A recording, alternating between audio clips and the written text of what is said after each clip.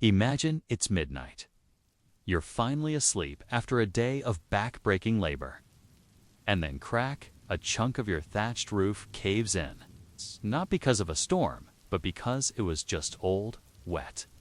And tired like you, medieval peasants didn't have repair crews on speed dial. Tonight, let's quietly explore what really happened when the roof came down, how families coped, patched, and prayed through cold. Wet nights with nowhere else to go. If the sound of creaking beams and whispered panic under straw roofs helps ease you into slumber, you're in the right place. Subscribe, and hit the bell icon so you never miss another forgotten bedtime from the past. Before we continue, I'd love to know where are you listening from and what time is it for you right now. It's always amazing to see how far our quiet little stories are reaching. Picture yourself in the year 1347, somewhere in the English countryside near Warwickshire. The wind outside your small dwelling has been growing stronger since sunset, and you can hear the familiar creaking of wooden rafters that have supported your family's roof for the past 12 years. You are a peasant farmer named Thomas, and like most of your neighbors, your house is what scholars today call a cruck house, a simple but ingenious structure built from curved oak. Timbers shaped like the letter U and joined together at the apex of the roof. The construction of your home represents generations of accumulated knowledge about working with limited resources. The cruck frames were made from curved timbers that were shaped like the letter U and joined together at the apex of the roof, with walls built up around these frames using wattle and daub, and the roof covered in thatch or wooden shingles. Your father helped you select the oak trees when you were still a young man, looking for naturally curved timber that would form the bones of your dwelling. The process of shaping these timbers was painstaking. Each pair had to be carefully matched and joined at the top, creating an arch strong enough to support the weight of a thatched roof. The walls of your home were built using wattle and daub, a technique that had served peasant families for centuries. First, vertical wooden posts were set into the ground or into a simple stone foundation. Then, horizontal wooden strips called wattles were woven between these posts, creating a lattice-like framework. Finally, a mixture of clay, sand, and straw was applied to this framework, filling in the gaps and creating a solid, insulated wall.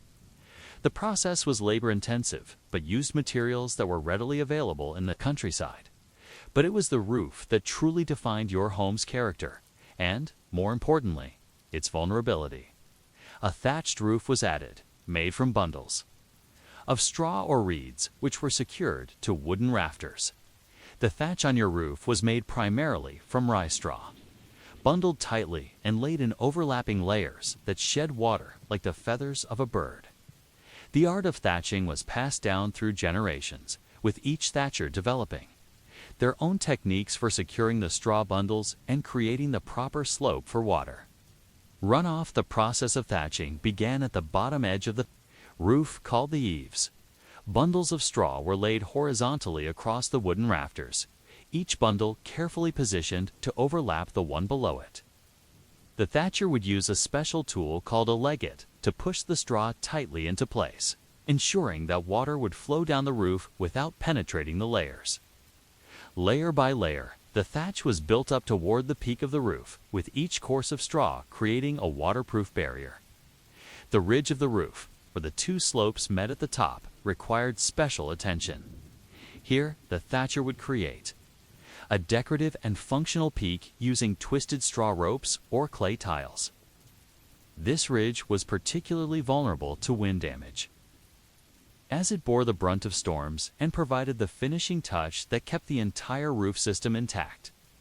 A well-built ridge could last between 15 and 20 years, but it was often the first part of the roof to fail during severe weather. The lifespan of a thatched roof varied considerably depending on the materials used and the local climate.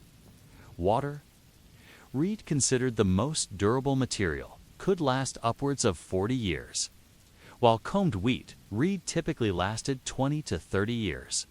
However, Most peasant families could not afford the highest quality materials and had to make do with whatever straw was available after the harvest. This meant that your roof might need significant repairs every 10 to 15 years, and complete replacement every 20 to 25 years. The vulnerability of thatch to fire was a constant concern. Fire was always a menace, and thatched roofs were particularly susceptible to ignition from sparks, lightning, or deliberate attack during warfare. Many peasant homes were lost to fire, not just from accidents, but from the deliberate destruction that accompanied raids and conflicts. The flammable nature of thatch meant that entire villages could be consumed in a matter of hours. If a fire started in one building, wind presented another significant threat to thatched roofs. Unlike modern roofing materials that are nailed or screwed into place, thatch was held down primarily by its own weight and the skill of the thatcher in layering it properly. Strong winds could lift sections of thatch, especially if the roof was old or if the original thatching had been done poorly. Once wind penetrated the thatch, it could quickly strip away large sections of the roof, leaving the interior of the home exposed to the elements. The construction techniques used by peasant families were necessarily simple and relied on materials that could be gathered locally. Peasants used mud and sticks for the floor and walls, and the roof was thatched with straw. The floors were typically made of packed earth, sometimes mixed with animal dung for durability. The walls, while sturdy when properly maintained, were vulnerable to moisture damage and required regular repair. The layout of a typical peasant home was remarkably simple. Most houses consisted of a single room, sometimes divided by a wooden partition or hanging cloth. The hearth was located in the center of the room, with smoke rising directly up to the roof and escaping through gaps in the thatch. This arrangement provided heat for cooking and warmth, but it also meant that the roof was constantly exposed to smoke and sparks from the fire below. The medieval peasants' relationship with their home was fundamentally different from our modern conception of permanent housing. Peasant homes were far more temporary than what we're accustomed to, with repairs being quite cheap and easy to do. The expectation was not that a house would last for generations, but rather that it would provide adequate shelter for a family's immediate needs while being economical to maintain and repair. The seasonal cycle played a crucial role in the life of a thatched roof. Spring brought the thaw, which could cause sudden failures as ice melted and water penetrated weak spots in the thatch. Summer provided the dry conditions needed for major repairs, but also brought the risk of fire during drought periods. Autumn was the time for gathering new thatch material and preparing for winter, and winter brought the most severe test of all: cold, wind, snow, and ice that could destroy months of careful maintenance in a single night. The economic reality of peasant life meant that roof maintenance was often deferred until absolutely necessary. Unlike wealthy landowners who could afford to hire skilled craftsmen for regular maintenance, peasant families had to balance the cost of repairs against other pressing needs like food and clothing. This often meant that roofs were allowed to deteriorate until they became genuinely dangerous, at which point emergency repairs had to be undertaken regardless of the season or weather conditions. The social structure of medieval villages also influenced how housing was maintained. Peasant families were often bound to their land and their lord, which meant they could not simply move to a new location if their housing became uninhabitable. They had to make do with what they had, repairing and rebuilding as necessary to maintain their place in the community.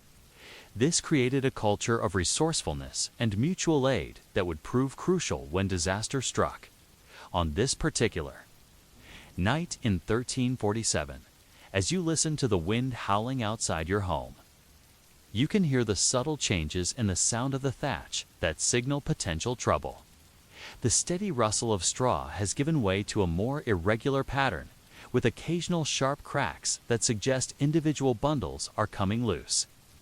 You know from experience that once the wind begins to strip away the outer layers of thatch, The process can accelerate quickly, leaving your family exposed to the elements with little warning. The irony of your situation is not lost on you. The very material that provides your shelter, straw, is also what makes your home vulnerable to the forces of nature. Unlike the stone castles of the nobility, or even the more substantial timber houses of wealthy merchants, your thatched roof represents a delicate balance between affordability and durability. It is this balance that will be tested in the hours ahead. As the wind continues to build and the first signs of structural failure begin to appear. But what happens when that balance finally tips and the roof that has protected your family for over a decade suddenly becomes nothing more than scattered straw blowing across the fields? What do you do when the ceiling above your sleeping children simply disappears into the night, leaving them exposed to the full fury of a winter storm?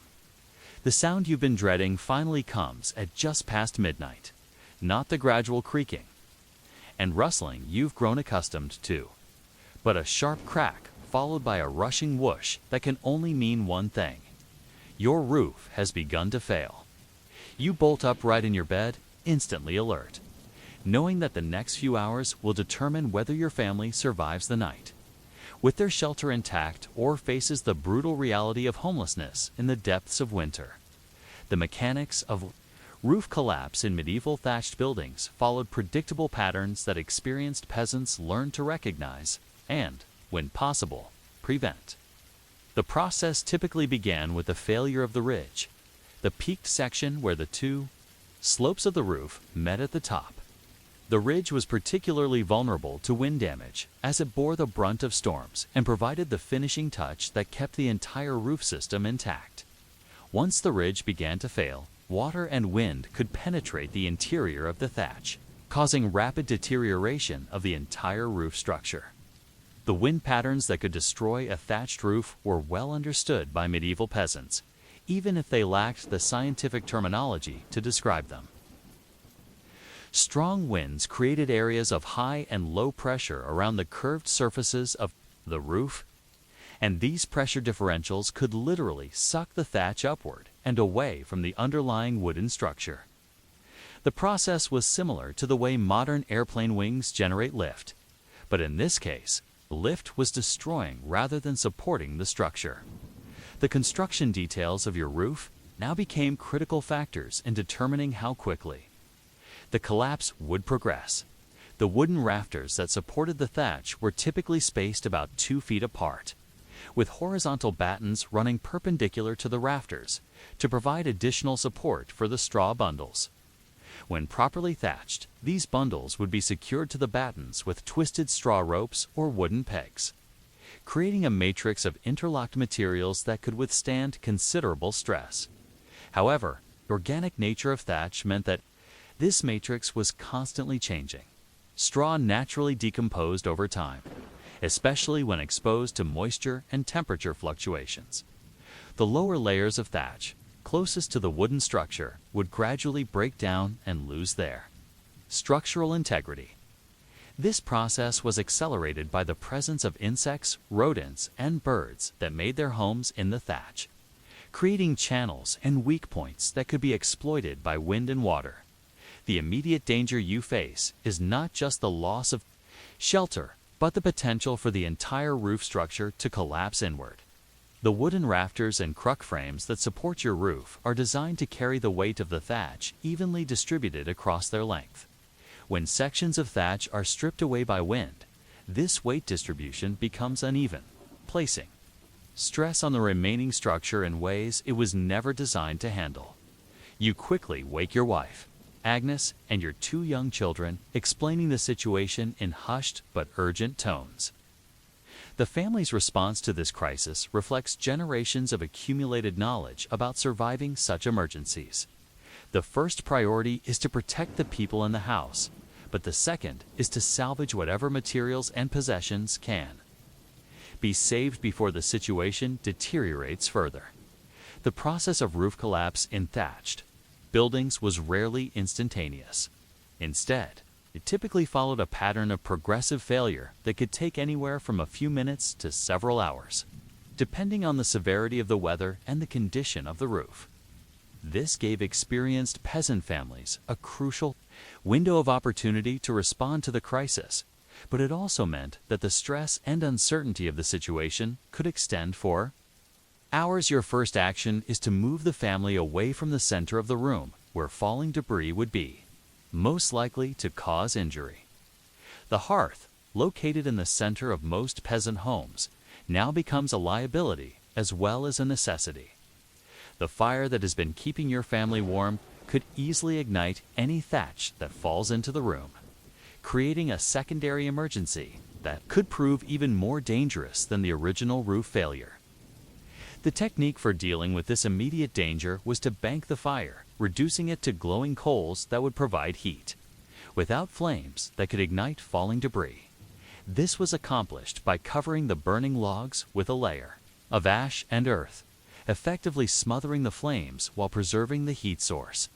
The banked fire would continue to provide warmth for hours, but with minimal risk of igniting any straw that might fall into the room. Your wife Agnes takes charge of gathering the family's most essential possessions. In a peasant household, these typically included a few pieces of clothing, any small tools that could be easily carried, and whatever food could be quickly assembled. The process of selecting what to save was guided by a hierarchy of need that prioritized survival over sentiment. Clothing came first, especially warm garments that would be essential for surviving exposure to the elements. Tools were next, as they represented the means of earning a living and rebuilding. Food was third, though in many cases there was little stored food to save. The children, despite their young age, had specific roles to play in the emergency response. Your son, at age 8, was responsible for gathering any small animals, chickens, rabbits, or piglets that might be sheltering in the house. These animals represented significant economic value to a peasant family, and their loss could mean the difference between survival and starvation in the coming months. Your daughter, at age 6, was tasked with collecting the family's few precious possessions, perhaps a small wooden crucifix, a piece of jewelry inherited from a grandmother, or a knife that had been passed down through generations. The sound of the wind, the progressive failure of the roof, created a psychological pressure that was almost as challenging as the physical danger. The constant noise made communication difficult, and the uncertainty about when the next section of roof might fail created a state of constant tension. Medieval peasants developed techniques for coping with this stress, often involving simple prayers or repetitive tasks that helped maintain focus and calm. As you work to secure your family's safety and possessions, you are acutely aware that similar scenes are likely playing out in other houses throughout the village. The same storm that is destroying your roof is almost certainly affecting your neighbors as well. This knowledge creates both comfort. You are not alone in your crisis, and additional concern. The resources available to help you may be stretched thin if multiple families are facing similar emergencies. The social dynamics of medieval village life meant that roof collapse was not just a family crisis, but a community event. Peasant communities had developed systems of mutual aid and support that would be activated when disaster struck. However, these systems were most effective when only one or two families were affected. When an entire village was hit by the same storm, the community's ability to respond was severely tested. The practical challenges of dealing with a collapsing roof in the middle of the night were compounded by the limited availability of light. Candles were expensive and used sparingly by peasant families, and oil lamps were even more costly. Emergency work had to be done by the light of the banked fire or by feel alone. This meant that assessing the extent of the damage and determining what could be saved was extremely difficult. The temperature inside the house began to drop rapidly as more sections of the roof failed. Medieval houses were poorly insulated and subject to constant cold drafts, and the fireplace did not always suffice to heat peasant houses. With the roof gone, the interior of the house quickly became almost as cold as the outside air. creating an additional threat to the family's survival. The debris from the failing roof created hazards that were difficult to navigate in the dark. Bundles of wet straw were heavy and could cause serious injury if they fell on someone. The wooden battens and rafters that supported the thatch could also fall, creating the risk of cuts and broken bones. The family had to move carefully and deliberately, feeling their way through the familiar space that had suddenly become treacherous. As dawn approached, the full extent of the damage became visible.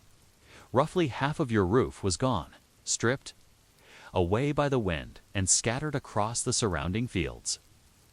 The remaining thatch was damaged and loose, likely to fail with the next strong wind. The wooden structure underneath was mostly intact, but it was now exposed to the elements and would begin to deteriorate rapidly without protection. The immediate crisis was over, but the larger challenge was just beginning. Your family had survived the night, but you now faced the daunting task of creating temporary shelter, while planning for the longer-term project of rebuilding your roof. The solutions to these challenges would draw on centuries of accumulated knowledge about survival and community cooperation, but they would also test the limits of what was possible with the limited resources available to medieval peasant families. How do you create a weatherproof shelter for your family using only the materials at hand and the skills passed down through generations? And how do you balance the immediate need for protection against the elements with the longer-term goal of rebuilding a roof that will last for years to come? As the first gray light of dawn illuminates the wreckage of your roof, you stand in what remains of your home and begin the process of assessment and triage that will determine your family's survival in the days ahead.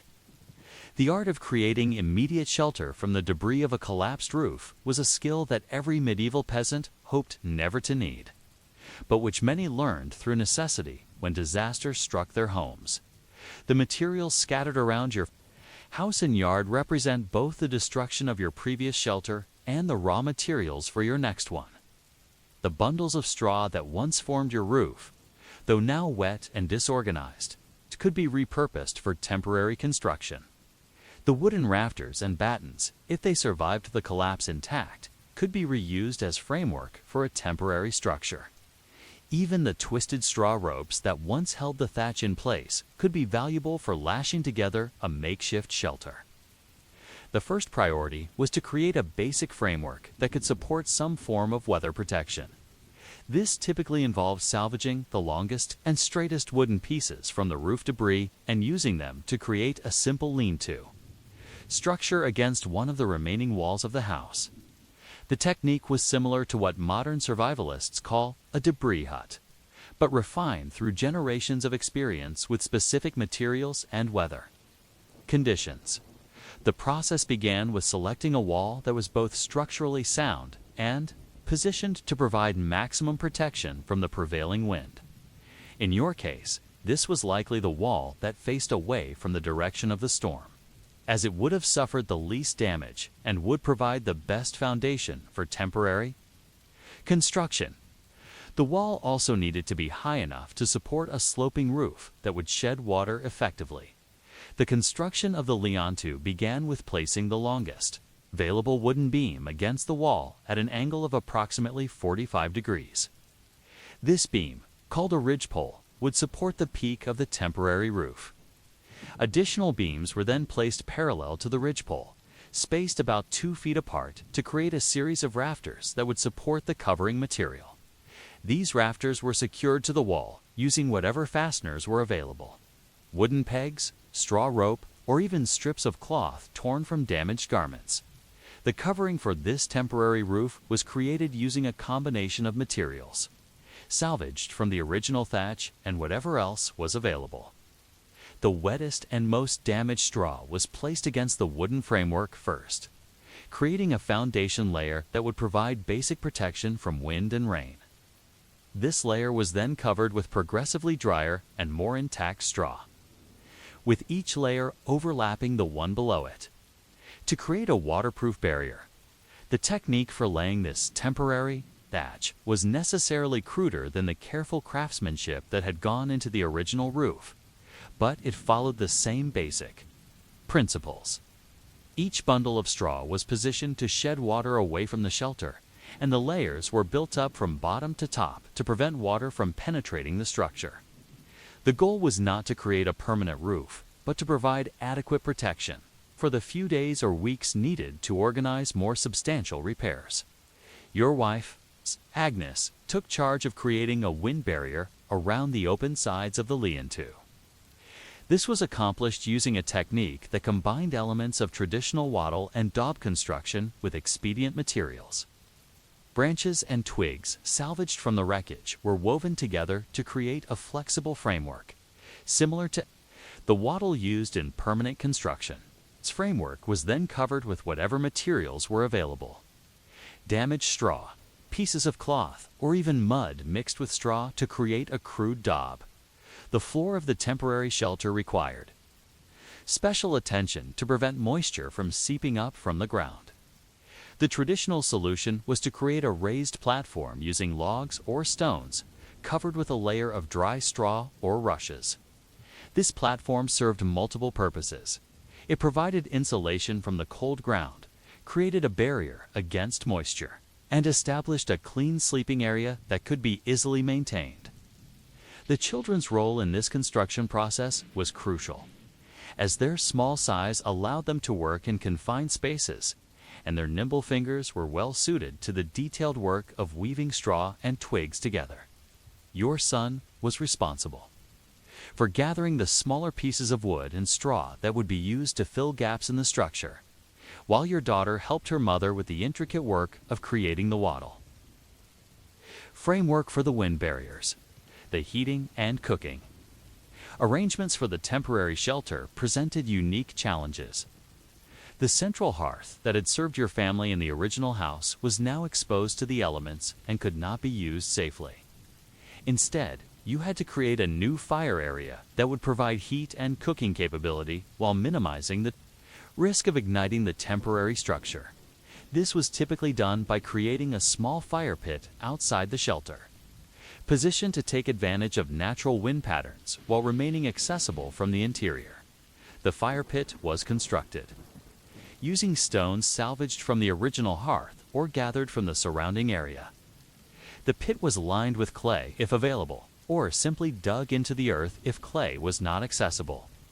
The key was to create a contained area where a fire could be maintained safely, with adequate ventilation to prevent smoke from accumulating in the shelter while providing enough heat to keep the family warm. The challenge of obtaining fuel for this fire was significant, as the usual sources dried wood stored in the house had likely been scattered or damaged in the roof collapse. This meant that family members had to venture out into the storm-damaged landscape to gather whatever combustible materials they could find. Fallen branches, broken furniture, and even pieces of the original roof structure could all serve as fuel, though wet wood required careful drying before it could be burned effectively. The social dynamics of this emergency construction were as important as the technical details. Medieval peasant families were accustomed to working together on construction projects, with each family member having specific roles and responsibilities. The temporary shelter project drew on these established patterns of cooperation, but under the stress of emergency conditions that tested everyone's patience and endurance, the psychological impact of living in such crude accommodation was considerable. The family had gone from a warm, familiar home to a makeshift shelter that provided only basic protection from the elements. The loss of privacy, comfort, and security created stress that affected everyone differently. Adults worried about the practical challenges of rebuilding, while children struggled to understand why they're safe. Familiar world had suddenly become uncertain and uncomfortable. The temporary shelter also had to accommodate the family's few surviving possessions and any livestock that had been saved from the original house. Small animals like chickens, rabbits, or piglets often shared living space with peasant families, especially during cold weather. These animals represented significant economic value and could not be left to fend for themselves in the damaged landscape. Creating space for both people and animals in the confined area of the temporary shelter required careful planning. The animals were typically housed in the section of the shelter closest to the fire, where they could benefit from the warmth while their own body heat contributed to the overall temperature of the space. Barriers made from woven straw or cloth helped separate the human and animal areas while allowing heat to circulate freely.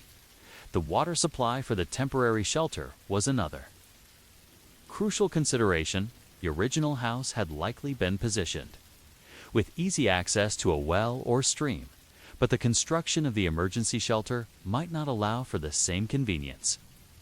This meant that water had to be carried from the original source to the new location, often multiple times per day for cooking, cleaning, and the animals. The duration of life in the temporary shelter depended on many factors. The extent of the state of the damage to the original house, the availability of materials for reconstruction, the weather conditions, and the assistance available from neighbors and the broader community. In some cases, families might live in such accommodations for only a few days while emergency repairs were made to the original structure. In other cases, the temporary shelter might serve as home for weeks or even months while a completely new house was constructed. The experience of creating and living in emergency shelter taught valuable lessons about the essentials of survival and the importance of adaptability. Families learned to distinguish between needs and wants, to make do with limited resources, and to find comfort in the simple fact of being alive and together. These lessons would influence their approach to rebuilding and their appreciation for the relative luxury of a well-constructed, permanent home. The temporary shelter also served as a testing ground for new construction techniques and materials. Innovations developed during the emergency period might be incorporated into the permanent reconstruction, leading to improvements in the family's long-term living conditions. The experience of living so close to the elements also provided insights into the performance of different materials and construction methods that could inform future building projects. As you survey the completed temporary shelter in the growing daylight, you realize that this crude structure represents more than just emergency accommodation. It embodies centuries of accumulated knowledge about survival, construction, and community cooperation. It demonstrates the resilience and adaptability that allowed medieval peasant families to survive in a world where disaster was always just one storm away. But the temporary shelter is only the beginning of your family's recovery from the night's disaster. The real challenge lies ahead, rebuilding a permanent roof that will provide security and comfort for years to come. This task will require not just your own skills and resources, but the cooperation and support of your entire community. The question now is whether that community will be able to provide the help you need, or whether the same storm that destroyed your roof has created too many other emergencies for effective, mutual aid to be possible. The sun rises on December 15, 1376, over the village of Little Threshfield in Yorkshire, revealing a landscape transformed by the fierce storm that raged through the night. As Thomas Carpenter emerges from his damaged cottage, he sees that he is not alone in his misfortune. Across the village green, wisps of smoke rise from at least 6 other houses, where emergency cooking fires have been established outside homes that no longer have intact roofs. The storm has not just destroyed individual houses, it has challenged the very fabric of the community. The process of assessing village-wide damage began at first light, following patterns of mutual aid that had been refined over generations of dealing with natural disasters. The village reeve, William Thresher, made his way methodically from house to house, accompanied by the most experienced builders in the community. Their task was not just to catalog the extent of the damage, but to prioritize the repair efforts. Based on the most urgent needs and the available resources, the social hierarchy of medieval village life became particularly evident during such crises. The lord of the manor's buildings typically received priority attention, not just because of social rank, but because these structures often served essential community functions. The manor house, the village church, and the communal grain mill were all considered infrastructure that supported the entire community's survival. However, the storm had been democratic in its destruction. The thatched roof of the manor house had suffered significant damage, with an entire section of the east wing stripped away by the wind. The village church, despite its stone walls, had lost portions of its wooden roof structure. Even the miller's house, built more substantially than most peasant dwellings, showed signs of serious damage to its thatched covering. The assessment process revealed the interconnected nature of the village's building infrastructure. Many houses shared common walls or were built so close together that damage to one structure affected its neighbors.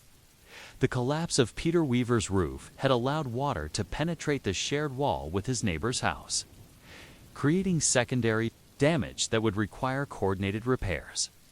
The village's layout, which had developed organically over centuries, meant that emergency repairs to one building often required access through another family's property. The inventory of available materials was as crucial as the assessment of damage. The storm had not only destroyed roofs, but had also scattered the materials needed for repairs across the surrounding countryside.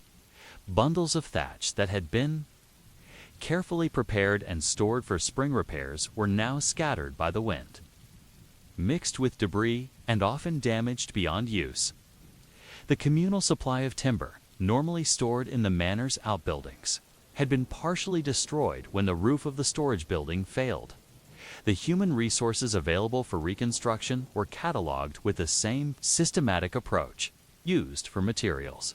The village had 3 skilled thatchers, but one of them, old Robert Reedlayer, was suffering from a winter cough that made it difficult for him to work at height. The 2 younger thatchers, Henry Strawworker and his apprentice, Simon, would bear the primary responsibility for the skilled work of roof reconstruction. The community's response to the crisis was guided by unwritten but well-understood principles of mutual aid. Peasant communities had developed systems of cooperation that were activated when disaster struck, with neighbors helping neighbors according to their ability and the urgency of need. These systems were based on the understanding that today's helper might be tomorrow's victim, creating a network of reciprocal obligation that strengthened the entire community. The immediate priority was to provide temporary shelter for the families whose houses had been rendered uninhabitable. The village had several options for emergency accommodation, though none were particularly comfortable. The church, despite its damaged roof, still provided better shelter than most alternatives. The manor house, though damaged, had undamaged sections that could temporarily house displaced families. Some families with partially damaged homes could take in neighbors whose houses were completely uninhabitable. The allocation of these temporary accommodations was negotiated by the village elders, taking into account family size, relationships between households, and the specific needs of vulnerable community members. Widow Margaret Alewife, whose small cottage had lost its entire roof, was given space in the church along with her 3 young children. The family of John Shepherd, whose house had suffered moderate damage, agreed to share their remaining dry space with their neighbors, the family of Thomas Miller, whose roof had completely failed. The social dynamics of these temporary arrangements were complex and required careful management. Medieval peasant families valued their privacy and independence, and the necessity of sharing living space with neighbors created tensions that could last long after the emergency had passed. The village leaders had to balance the immediate need for shelter with the long-term harmony of the community. The economic implications of the disaster were immediately apparent to the village leadership. The cost of repairing so many damaged roofs would strain the community's resources, potentially affecting the ability to pay taxes to the Lord and tithes to the church. The timing of the disaster, coming in the middle of winter when agricultural work was minimal, meant that the community's income-generating capacity was already at its lowest point of the year. The village's relationship with the broader feudal system became a crucial factor in the recovery process. The lord of the manor, Sir Geoffrey de Montfort, had obligations to his tenants that included maintaining the basic infrastructure needed for agricultural production. However, the extent of these obligations was often unclear, and the lord's own resources were limited by the damage to his own properties in the storm. The process of organizing the repair work required careful coordination to maximize efficiency and minimize conflicts. The 3 skilled thatchers could not be in multiple places at once, so the work had to be sequenced based on priority and the availability of materials. The most urgent repairs, those needed to prevent further damage to the structure of buildings, were scheduled first. These were followed by repairs needed to restore basic habitability, and finally by the cosmetic work that would return the buildings to their pre-storm condition. The village's children and elderly residents, who could not participate directly in the heavy work of reconstruction, were assigned supporting roles that were crucial to the success of the project. Children were responsible for gathering smaller materials, twigs for kindling, straw for temporary patches, and small tools that had been scattered by the storm. The elderly provided supervision and guidance, drawing on their experience of previous disasters to help younger workers avoid common mistakes. The seasonal timing of the disaster created additional challenges that would influence every aspect of the recovery process. Winter was traditionally the time for indoor work, repairing tools, mending clothing, and preparing for the coming agricultural season. The need to focus on emergency roof repairs meant that this essential maintenance work would have to be deferred or compressed into shorter periods. The weather conditions also affected the technical aspects of the repair work. Thatch could not be applied effectively in wet conditions, and the materials themselves had to be dried before they could be used. The short winter days meant that there were fewer hours of daylight available for work, and the cold temperatures made it difficult for workers to maintain the dexterity needed for skilled craftsmanship. The psychological impact of the disaster on the community was as significant as the physical damage. The security that came from living in a stable, familiar environment had been shattered in a single night.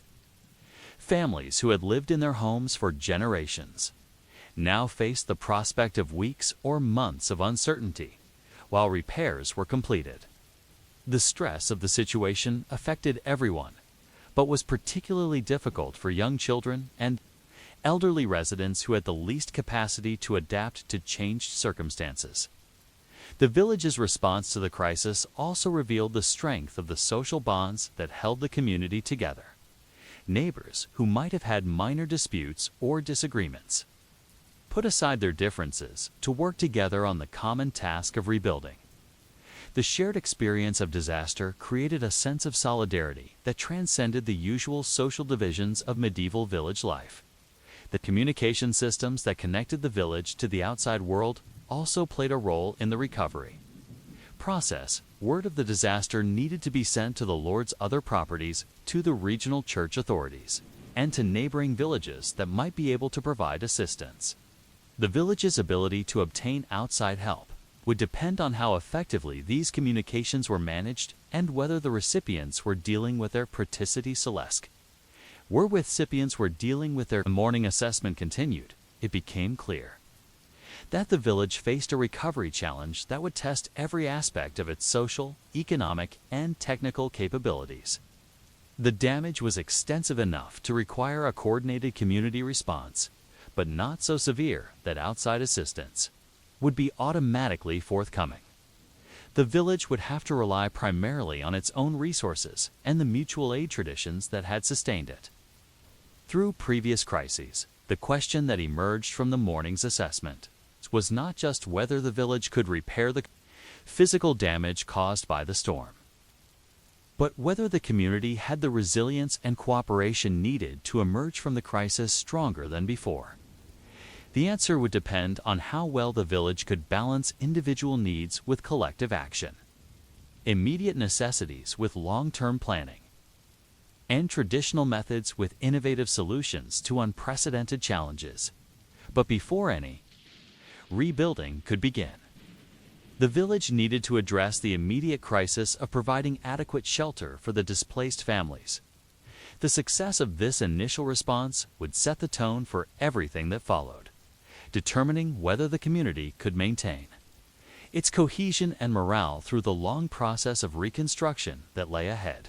By mid-morning on December 15, 1376, the village of Little Threshfield had transformed from a collection of individual households, dealing with private disasters, into a coordinated community response system that would have been recognizable to any medieval peasant as the activation of ancient mutual aid traditions. The Reeve, William Thresher, stood in the center of the village green, addressing the assembled villagers, his breath visible in the cold air as he outlined the plan that would govern their collective survival. The principles underlying this community response were rooted in both practical necessity and religious obligation.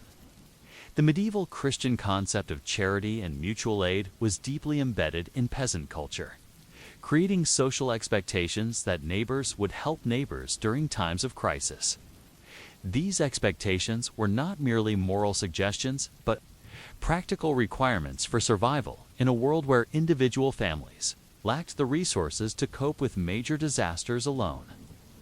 The formal structure of the mutual aid system was based on the village's existing social organization, but adapted to meet the specific needs of the current crisis. The village was divided into 4 work groups, each responsible for different aspects of the recovery process. The first group, led by the master thatcher, Henry Strawworker, was responsible for the skilled work of roof reconstruction. The second group, under the supervision of the village carpenter, handled the structural repairs to damaged timbers and supports. The third group, organized by the Reeve himself, managed the collection and preparation of materials. The fourth group, led by the village's most experienced women, handled the logistics of feeding and housing the displaced families. The allocation of labor within these groups followed medieval principles of social hierarchy and specialization, but with the flexibility needed to respond to emergency conditions. Skilled craftsmen like thatchers and carpenters were recognized as essential resources who needed to be deployed efficiently. However, the shortage of skilled workers meant that experienced peasants would have to take on responsibilities that might normally require formal apprenticeship. The system of reciprocal obligation that governed the mutual aid response was complex and based on long-standing relationships within the village. Families that had received help in previous crises were expected to contribute more labor to the current effort. Those who had been fortunate enough to avoid damage to their own homes were expected to take in displaced neighbors and contribute materials to the common effort. The system was not rigidly transactional, but rather based on a general understanding that the community's survival depended on everyone contributing according to their ability. The first major decision facing the work groups was the prioritization of repair efforts. The village had identified 12 houses with significant roof damage, ranging from complete collapse to partial failure that would worsen with the next storm. The skilled thatchers could not work on all of these houses simultaneously, so the community had to establish a sequence that would provide the greatest benefit with the available resources. The prioritization process balanced several competing factors. Houses with the most vulnerable residents, widows with young children, elderly villagers, and families with sick members received priority consideration. However, practical factors also influenced the decision-making.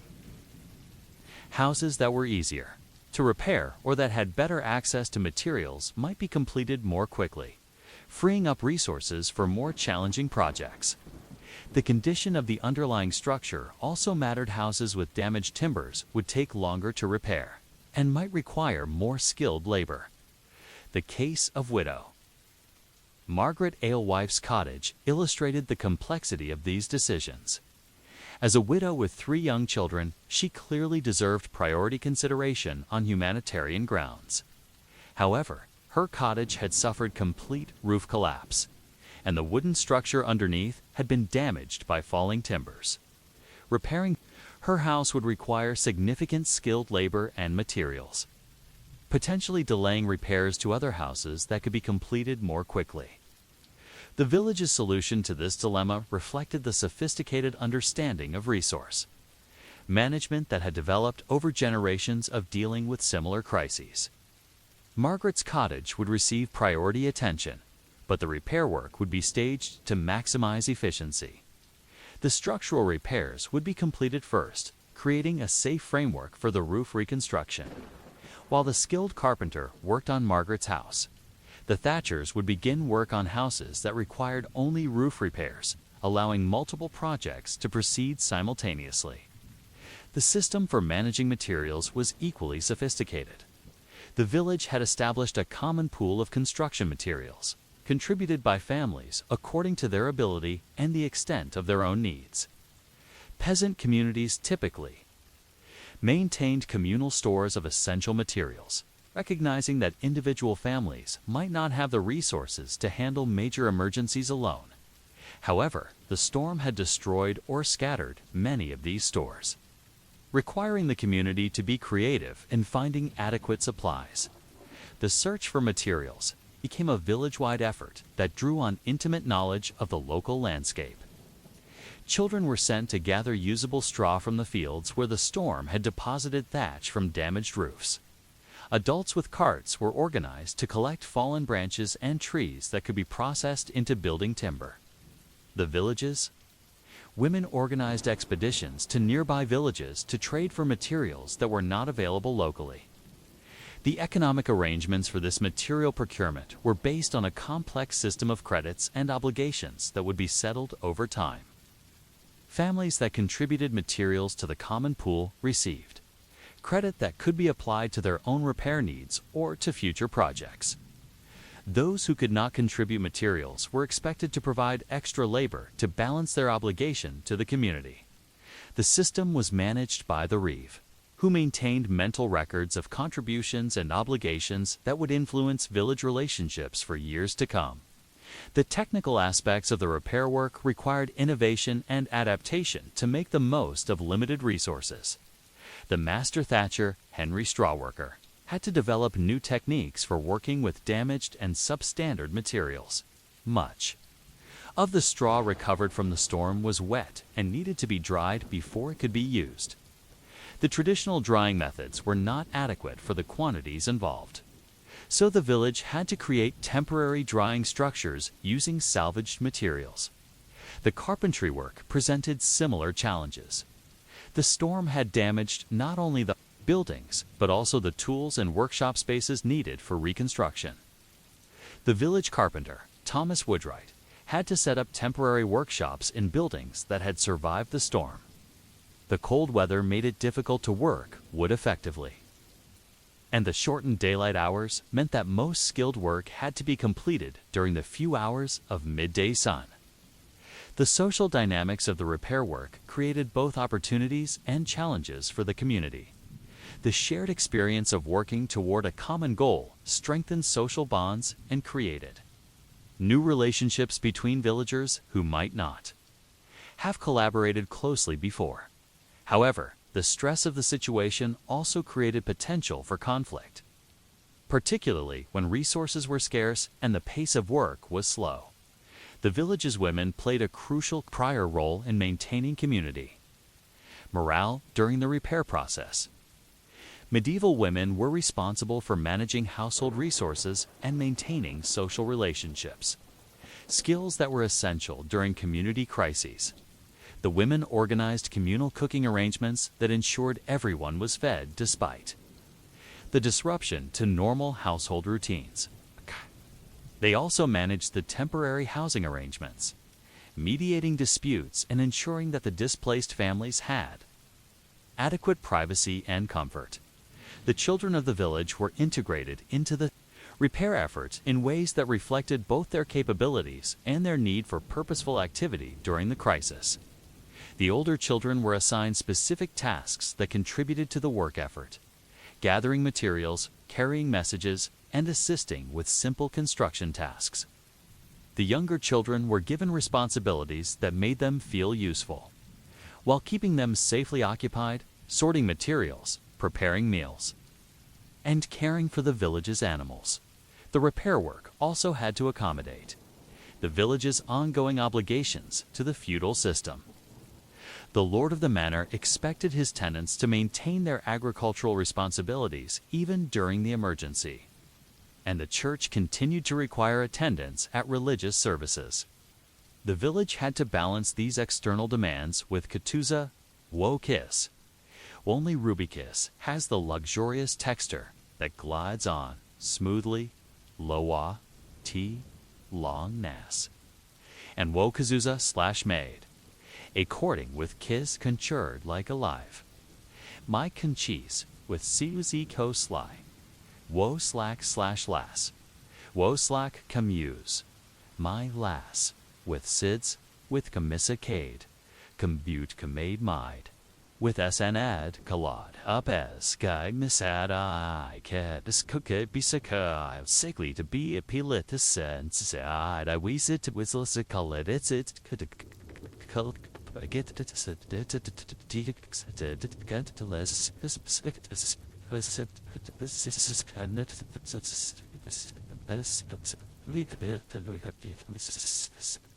The urgent need to restore housing before the next storm, the weather during the repair period created additional challenges that tested the community's resilience. A series of cold, wet days made it impossible to work with thatch, forcing the workers to focus on structural repairs and material preparation. The shortened daylight hours meant that work had to be carefully scheduled to make the most of available light. The cold temperatures made it difficult for workers to maintain the dexterity needed for skilled craftsmanship. The psychological impact of the extended repair period was significant for all members of the community. The displaced families faced the stress of temporary housing arrangements that offered little privacy or comfort. The families whose homes were being repaired felt the pressure of obligation to their neighbors and uncertainty about when they would be able to return to normal life. Even the families whose homes had been undamaged felt the burden of supporting their neighbors while maintaining their own household responsibilities. The village's response to these psychological challenges drew on religious and cultural traditions that emphasized the importance of community solidarity. The parish priest organized special services that focused on themes of mutual aid and divine protection. The village's storytellers shared tales of previous disasters and recoveries, providing historical perspective on the current crisis. The community's musicians organized evening gatherings that provided entertainment and social connection during the long winter nights. As the repair work progressed, it became clear that the village was not just rebuilding its physical infrastructure, but also reinforcing the social bonds that held the community together. The mutual aid system that had been activated by the storm was creating new relationships and obligations that would influence village life for generations to come. The experience of working together to overcome a common challenge was strengthening the community's capacity to handle future crises. But the success of the repair effort would ultimately depend on the village's ability to maintain its cooperative spirit through the long weeks of work that lay ahead. The initial enthusiasm for helping neighbors could easily give way to fatigue and frustration as the work proved more difficult and time-consuming than expected. The challenge now was to sustain the community's commitment to mutual aid through the tedious process of actual reconstruction. How would the village manage the competing demands of individual need and collective obligation? And what would happen when the repair work revealed problems that were more serious than initially apparent, requiring the community to make difficult decisions about resource allocation and priorities? 3 weeks into the repair effort, on January 7, 1377, the village of Little Threshfield faced its first major test of the mutual aid system that had been so enthusiastically embraced in the immediate aftermath of the storm. The initial optimism that had characterized the community's response was giving way to the grim reality of winter construction work, resource shortages, and the complex social dynamics that emerged when neighbors were forced to depend on each other for extended periods. The catalyst for the crisis was the discovery that widow Margaret Alewife's cottage required much more extensive repairs than had been initially apparent. When the carpenters removed the damaged thatch to access the underlying structure, they found that several of the main roof timbers had been cracked by the weight of falling debris.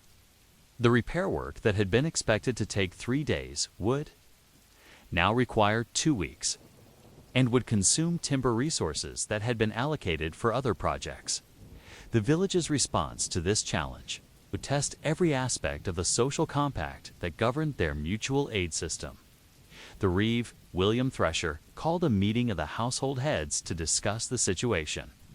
The meeting was held in the church, which remained the only building large enough to accommodate the entire community and neutral enough to host discussions that might become contentious. The debate that followed illustrated the tensions inherent in any system of collective action. Some villagers argued that the community had already committed to helping Margaret and should continue the work regardless of the additional cost. Others pointed out that the resources used for her extensive repairs could complete the simpler repairs needed by 3 other families. The discussion was complicated by the fact that Margaret's cottage was among the smallest and least valuable in the village, raising questions about whether the community should invest so heavily in a building that might not be worth the cost. The resolution of this dilemma required the village to articulate principles that had previously been implicit in their mutual aid system. The medieval concept of social obligation was based on Christian principles of charity and community support, but it also had to be practical enough to ensure the survival of the entire community. The village decided that Margaret's repairs would continue, but with modifications that would reduce the cost while still providing adequate shelter. The technical solution involved using Margaret's cottage as a test case for innovative building techniques that could be applied to other damaged buildings. Instead of replacing the cracked timbers with new wood, the village carpenter would reinforce them with wooden splints and iron brackets salvaged from other damaged structures. This approach would be less expensive than complete replacement and would provide valuable experience for similar repairs on other buildings. The social solution was equally important. Margaret would contribute to the repair effort by providing food and accommodation for the workers, using her skills as the village's alewife to brew the beer that was an essential part of the workers' compensation. Her 3 children would be assigned more demanding tasks in the overall repair effort, acknowledging that the family was receiving exceptional community support and needed to contribute accordingly. The precedent established by Margaret's case influenced the approach. 2 other complex repairs that emerged as the work progressed. The village developed a systematic process for evaluating unexpected problems and determining appropriate responses. Each case was assessed based on the urgency of the need, the availability of resources, and the affected family's ability to contribute to the solution. This process helped prevent the ad hoc decision-making that could have created lasting resentments within the community. The material shortages that became apparent during the 3rd week of repairs required the village to expand its procurement efforts beyond the local area.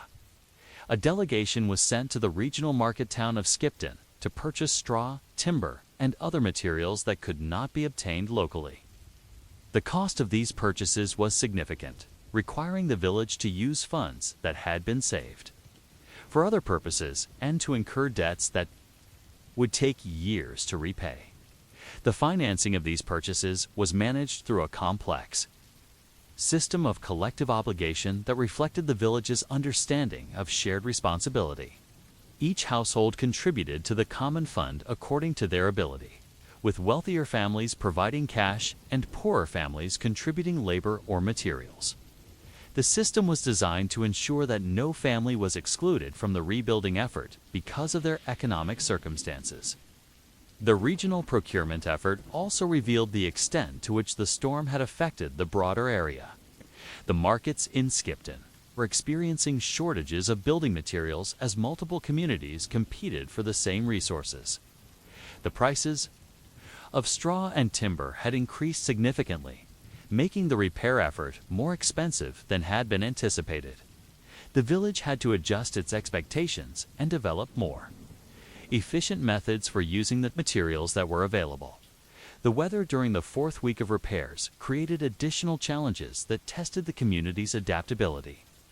A period of unusually cold weather made it impossible to work with thatch, as the straw became brittle and difficult to manipulate. The village had to shift its focus to interior work that could be completed in warmer conditions, requiring a reorganization of the work groups and a reallocation of skilled labor. The social dynamics of the repair effort evolved as the work progressed. An initial enthusiasm gave way to the routine of sustained effort. The villagers developed informal systems for managing the stress and fatigue that came with weeks of intensive physical labor. Work songs and storytelling helped maintain morale during repetitive tasks. Communal meals provided opportunities for social interaction and the sharing of information about the progress of different projects. The village's children played an increasingly important role in maintaining community cohesion as the repair work continued. Their energy and optimism provided a counterbalance to the adults' fatigue and worry. The children developed games and activities that incorporated the repair work, making the tasks more enjoyable and creating a sense of shared purpose that extended beyond the immediate crisis. The religious dimensions of the repair effort became more prominent as the work progressed. The parish priest organized special services that focused on themes of perseverance and divine assistance. The community's prayers shifted from requests for immediate relief to expressions of gratitude for the progress that had been made and petitions for continued strength to complete the work. The completion of the first major repair project, the roof of John Shepherd's house, provided a morale boost that was crucial to sustaining the community's effort. The ceremony that marked the completion of the work was both a celebration of technical achievement and a reaffirmation of the social bonds that had made the success possible. The entire village gathered to witness the placement of the final bundle of thatch, and the evening was marked by feasting and storytelling that reinforced the sense of shared accomplishment. The success of John Shepherd's repair also provided valuable lessons that could be applied to the remaining projects. The work crew had developed new techniques for working with damaged materials and had refined their methods for coordinating the efforts of skilled and unskilled workers. These innovations would make the remaining repairs more efficient and less costly. The village's relationship with the broader feudal system evolved during the repair period as the community demonstrated its capacity for self-organization and mutual support.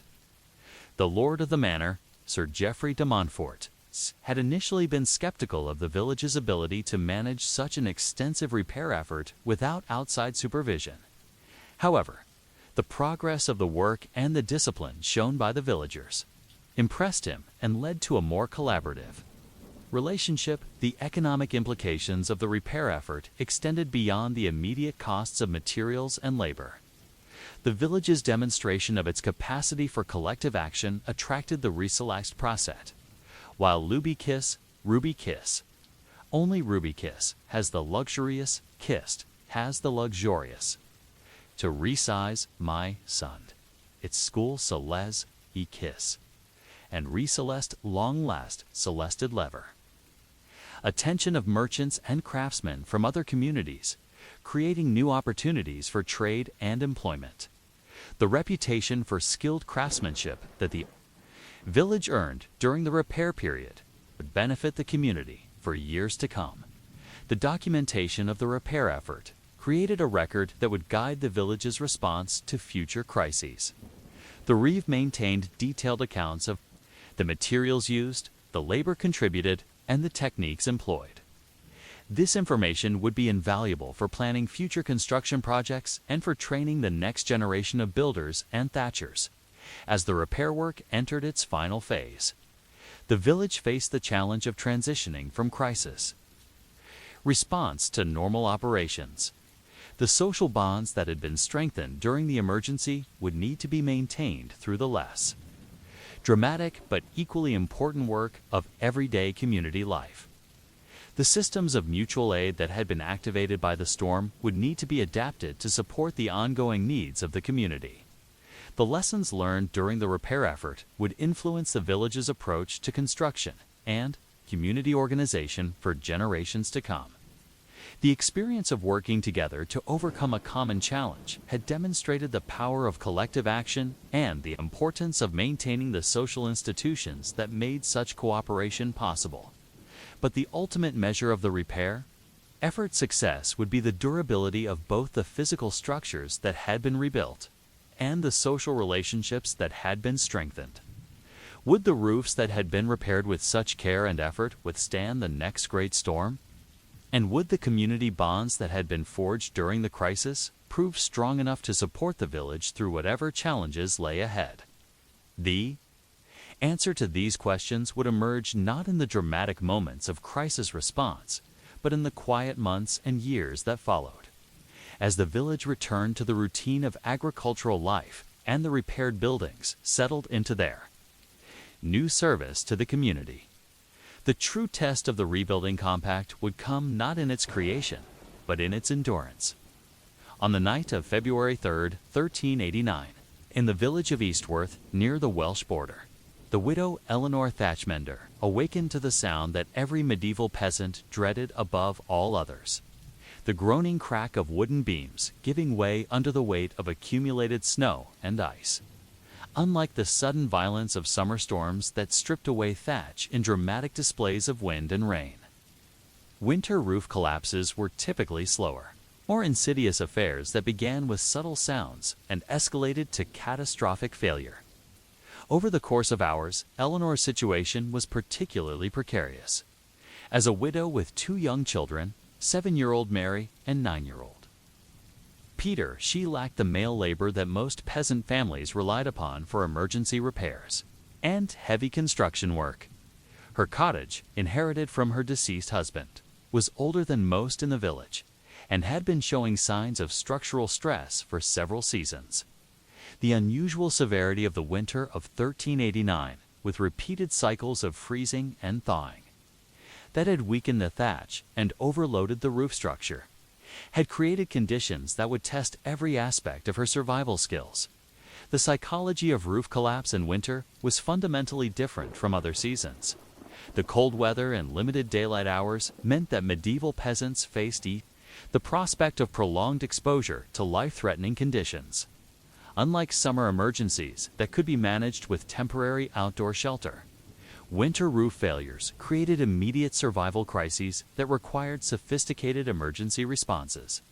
Eleanor's first awareness of the impending collapse came from the behavior of her animals. The family's 2 chickens, which normally roosted quietly in their corner of the single-room cottage, became agitated and began making noise around midnight.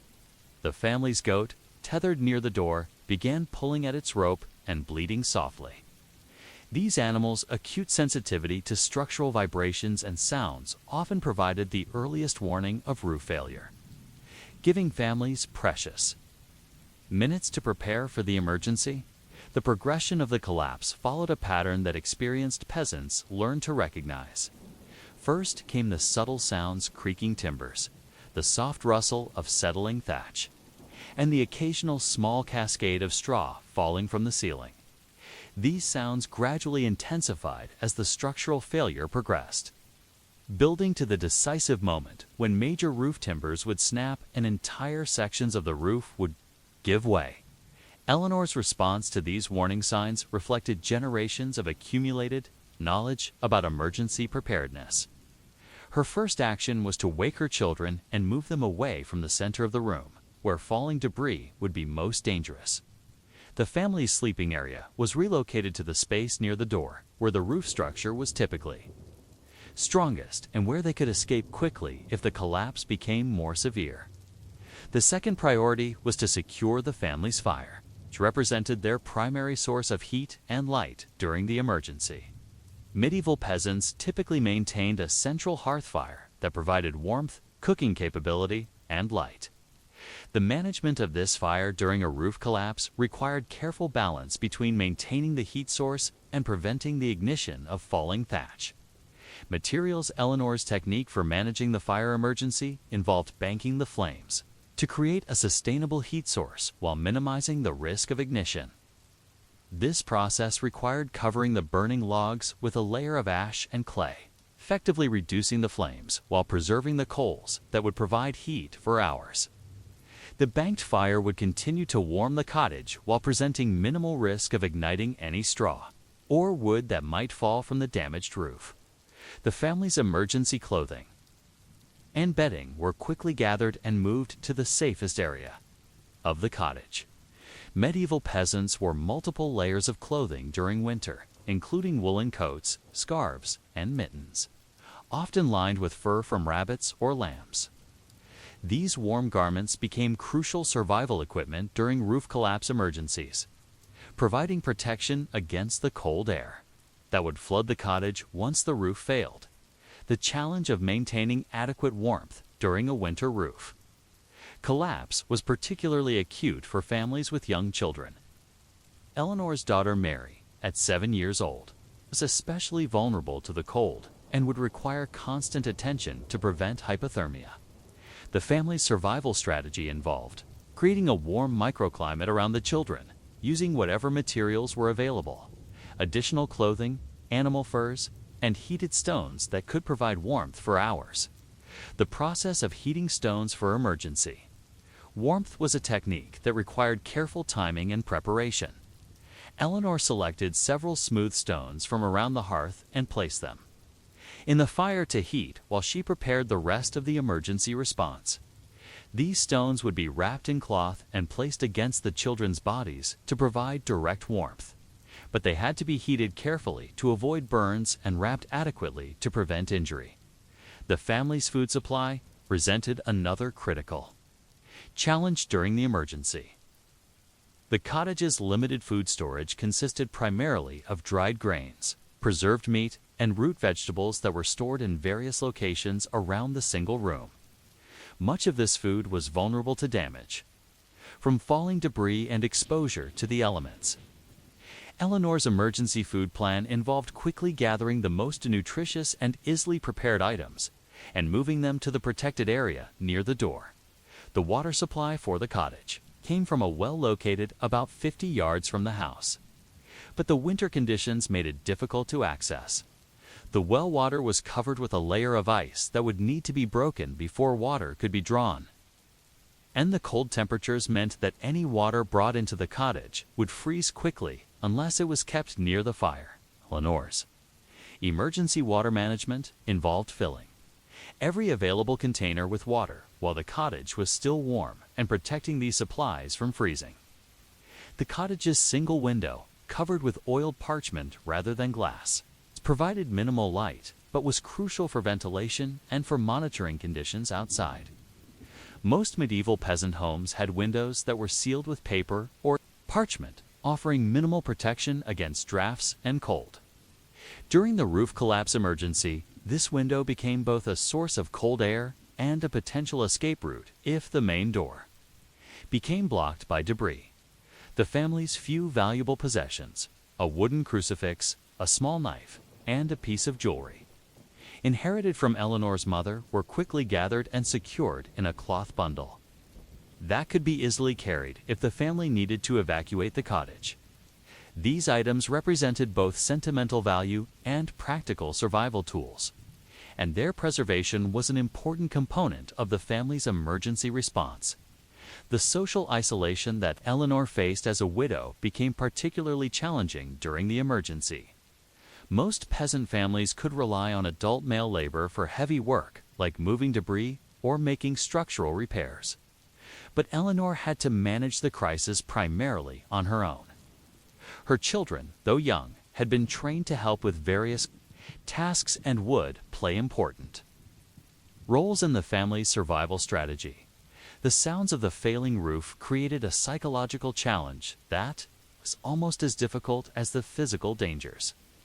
The constant creaking and occasional crashes of falling debris created an atmosphere of tension and fear that made it difficult to think clearly and make rational decisions. Eleanor's ability to maintain calm and focus during the emergency was piteous. Why? Why said Bergie Ruby Kiss? Only Ruby Kiss. Ellie Ruby Kiss has the luxurious texture. That, Talonors. Why said Lee. And why said YA, long-lasting color. Wyanors Billy. This, Wyanors BS. Eleanor's, well, lated me. Wyanos, we said, crucial to her family's survival and reflected the mental toughness that medieval peasants developed through a lifetime of dealing with hardship. The timing of the collapse, occurring in the early hours of the morning, created additional challenges for the family's emergency response. The darkness made it difficult to assess the extent of the damage and limited the options for seeking help from neighbors. The cold temperature at that hour meant that any heat lost from the cottage would be particularly difficult to replace, making the management of the fire even more critical. The village's layout and the relationships between neighboring families would influence Eleanor's ability to seek help during the emergency. The nearest cottage was about 100 yards away, but the winter conditions and the early hour made it unlikely that neighbors would be aware of the crisis unless specifically alerted. Eleanor's decision about whether to seek immediate help or try to manage the emergency on her own would have significant implications for her family's survival. The cultural and religious context of medieval peasant life provided both comfort and challenge during such emergencies. The strong Christian faith that characterized medieval peasant communities offered spiritual support during times of crisis, but it also emphasized acceptance of hardship as part of God's plan. Eleanor's response to the emergency would be influenced by her understanding of divine providence and human responsibility. The accumulated experience of previous winters and previous emergencies influenced every aspect of Eleanor's response to the crisis. Medieval peasants developed sophisticated understanding of survival techniques through direct experience and the transmission of knowledge from older generations. Eleanor's ability to manage the emergency effectively would depend on how well she could apply this accumulated wisdom to the specific challenges of her situation. As the roof collapse progressed through the night, Eleanor faced the fundamental question that every medieval peasant confronted during such emergencies: whether to attempt to remain in the damaged cottage or to evacuate to seek shelter elsewhere. The decision would require balancing the known dangers of staying in a structurally compromised building against the unknown risks of venturing out into the winter night with 2 young children. But regardless of her decision about evacuation, Eleanor would need to create some form of emergency shelter that could protect her family from the elements. The techniques for creating such shelter from the materials at hand would draw on centuries of accumulated knowledge about survival in the harsh conditions of medieval England. As dawn broke on February 4, 1389, Eleanor Thatchmender faced the stark reality that her cottage roof had suffered a catastrophic failure during the night. Nearly 2/3 of the thatched covering had either fallen into the room or blown away in the wind, leaving her family exposed to the February sky. The temperature inside the cottage had dropped to nearly match the outside air, and frost was beginning to form on the surfaces near the destroyed sections of the roof.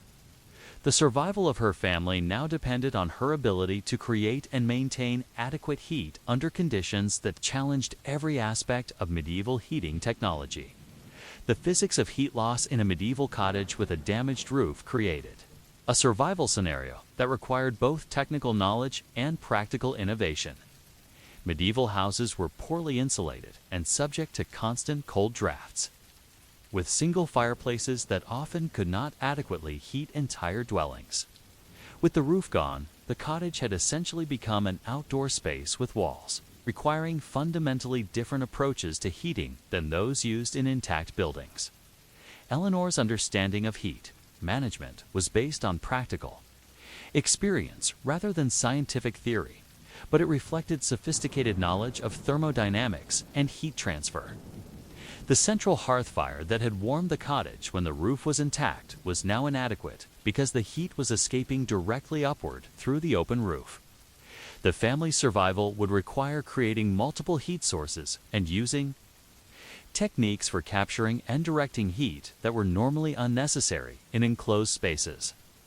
The first challenge was to modify the existing hearth to maximize heat output while minimizing fuel consumption. Eleanor's solution involved rebuilding the fire structure to create more surface area for combustion and to direct heat horizontally. Rather than vertically, this was accomplished by creating a fire arrangement that used stones and clay to form a reflective surface that would bounce heat toward the family's sheltered area. The technique for creating this modified hearth involves selecting stones of appropriate size and shape to form a backing wall behind the fire. These stones were arranged in a slight curve that would focus the heat from the fire toward the area where the family was sheltering. The stones were heated gradually to avoid cracking, and their thermal mass would continue to radiate heat for hours after the fire died down. Eleanor's fuel management strategy required careful consideration of the types of wood available and their burning characteristics. Different types of wood provided different amounts of heat and burned for different lengths of time.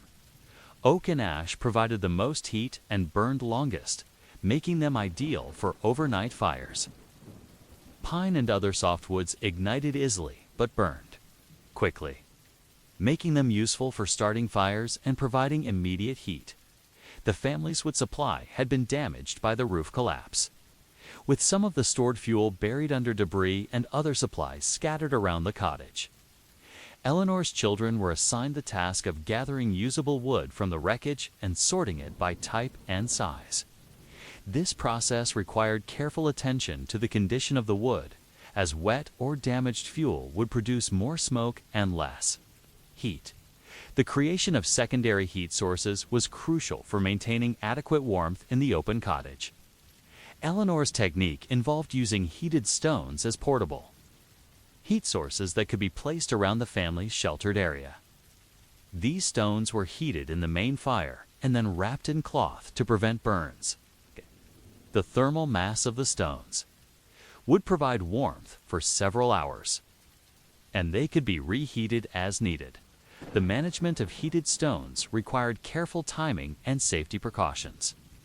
Stones that were too hot could cause burns, while stones that were not hot enough would provide inadequate warmth.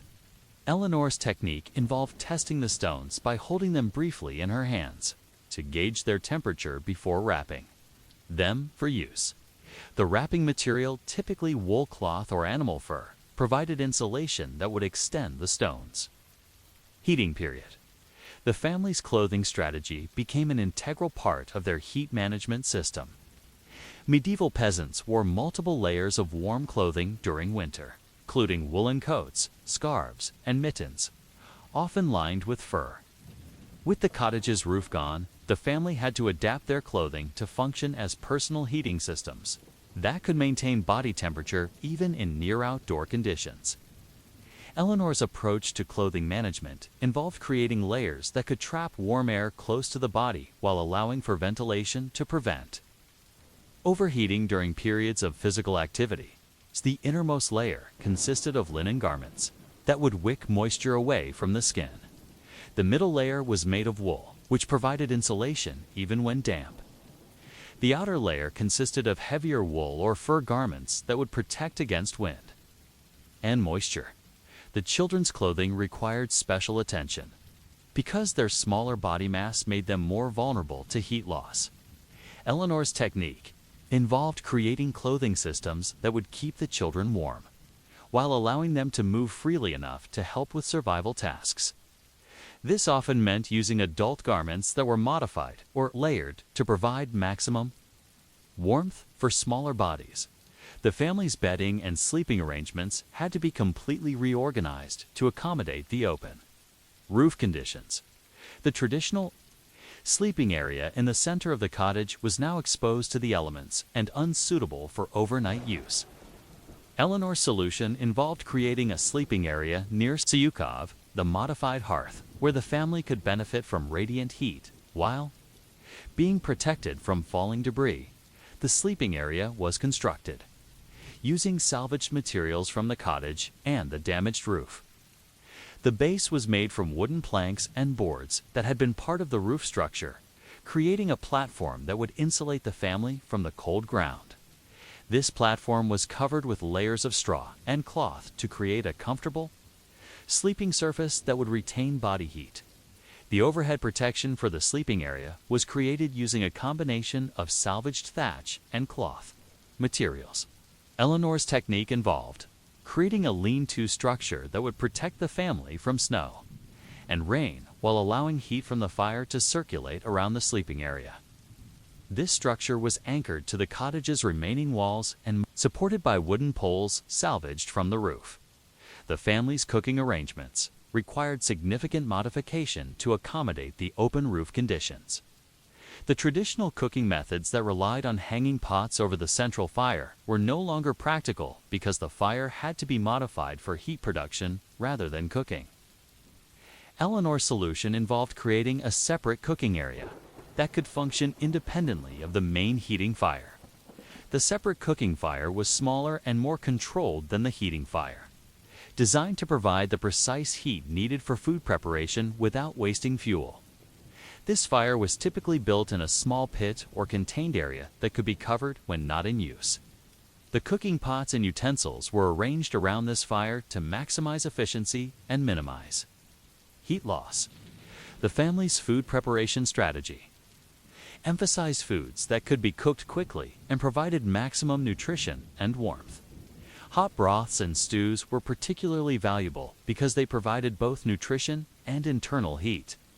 Eleanor's technique involved preparing large quantities of hot food that could be consumed throughout the day to maintain body temperature and energy levels. The water management system required careful attention to prevent freezing and to ensure adequate supplies for cooking and drinking. Eleanor's technique involved keeping water containers near the fire to prevent freezing and using heated stones to warm water for drinking and cooking. The family's water consumption increased significantly during the emergency because hot drinks were essential for maintaining body temperature. The air quality management in the open cottage required balancing the need for heat with the need for adequate ventilation. The modified fire arrangement produced more smoke than the original hearth, and the lack of a proper chimney system meant that smoke management became a critical safety issue. Eleanor's technique involved positioning the fire to take advantage of natural air currents while ensuring that smoke would not accumulate in the family's sheltered area. The family's daily routine was completely reorganized around the requirements of heat management. Activities that generated body heat, such as gathering fuel, preparing food, and maintaining the fire, were scheduled throughout the day to maintain warmth. Periods of rest were timed to coincide with peak heat output from the fire, and the family's sleep schedule was adjusted to ensure that someone was always available to maintain the heating system. The psychological challenges of living in the open cottage required techniques for maintaining morale and mental focus. The constant cold and the stress of the survival situation created fatigue and depression that could impair decision-making and reduce the family's ability to maintain the complex heating system. Eleanor's approach involved creating routines and activities that would keep the family occupied and focused on productive tasks. The safety considerations for the modified heating system were numerous and required constant attention. The increased fire activity created greater risk of burns and fire accidents. The structural instability of the damaged cottage created risks of injury from falling debris. The family's exposure to the elements increased the risk of hypothermia and frostbite. Eleanor's safety management involved establishing rules and procedures that would minimize these risks while maintaining the heating system. The fuel consumption rate for the modified heating system was significantly higher than normal cottage heating, creating concerns about the sustainability of the family's wood supply. Eleanor's fuel management strategy involved careful rationing of the best fuel, while supplementing with lower quality materials that might not normally be used for heating. This included using furniture, damaged roof timbers, and other combustible materials from the cottage. The long-term sustainability of the emergency heating system was a crucial consideration as the family faced the possibility of spending days or weeks in the open cottage. The techniques that worked for short-term survival might not be adequate for extended periods, requiring Eleanor to develop more sophisticated approaches to heat management that could be maintained over time. But even the most sophisticated heat management system would be inadequate if the family could not obtain adequate food and water to fuel their body's heat production. The question now was whether Eleanor could create a sustainable survival system that would support her family until more permanent shelter could be arranged, or the cottage could be repaired. By the end of the first week of February 1389, Eleanor Thatchmender and her children had established a survival routine in their roofless cottage that would have been recognizable to any medieval peasant as a masterpiece of resourcefulness and endurance. The family had not only survived the initial crisis of the roof collapse, but had created a functional living system that could sustain them through the harsh winter conditions. However, the long-term challenge of maintaining their physical and mental health under such extreme conditions was testing the limits of medieval survival knowledge. The human body's response to prolonged exposure to cold conditions created physiological challenges that required constant attention and management. Medieval peasants developed sophisticated understanding of the body's heat production and conservation mechanisms. Though they lacked the scientific terminology to describe these processes, Eleanor's approach to managing her family's physical condition was based on generations of accumulated knowledge about surviving in harsh conditions. The metabolic demands of maintaining body temperature in near-outdoor conditions required significant increases in caloric intake. Eleanor's food management strategy involved maximizing the energy content of meals while making efficient use of limited food supplies. This meant emphasizing foods that provided quick energy, such as honey and dried fruits, while maintaining adequate protein intake through preserved meats and whatever fresh food could be obtained. The preparation of high-energy foods required techniques that could extract maximum nutrition from limited ingredients. Eleanor's cooking methods involved creating broths and stews that could be consumed throughout the day to maintain body temperature and energy levels.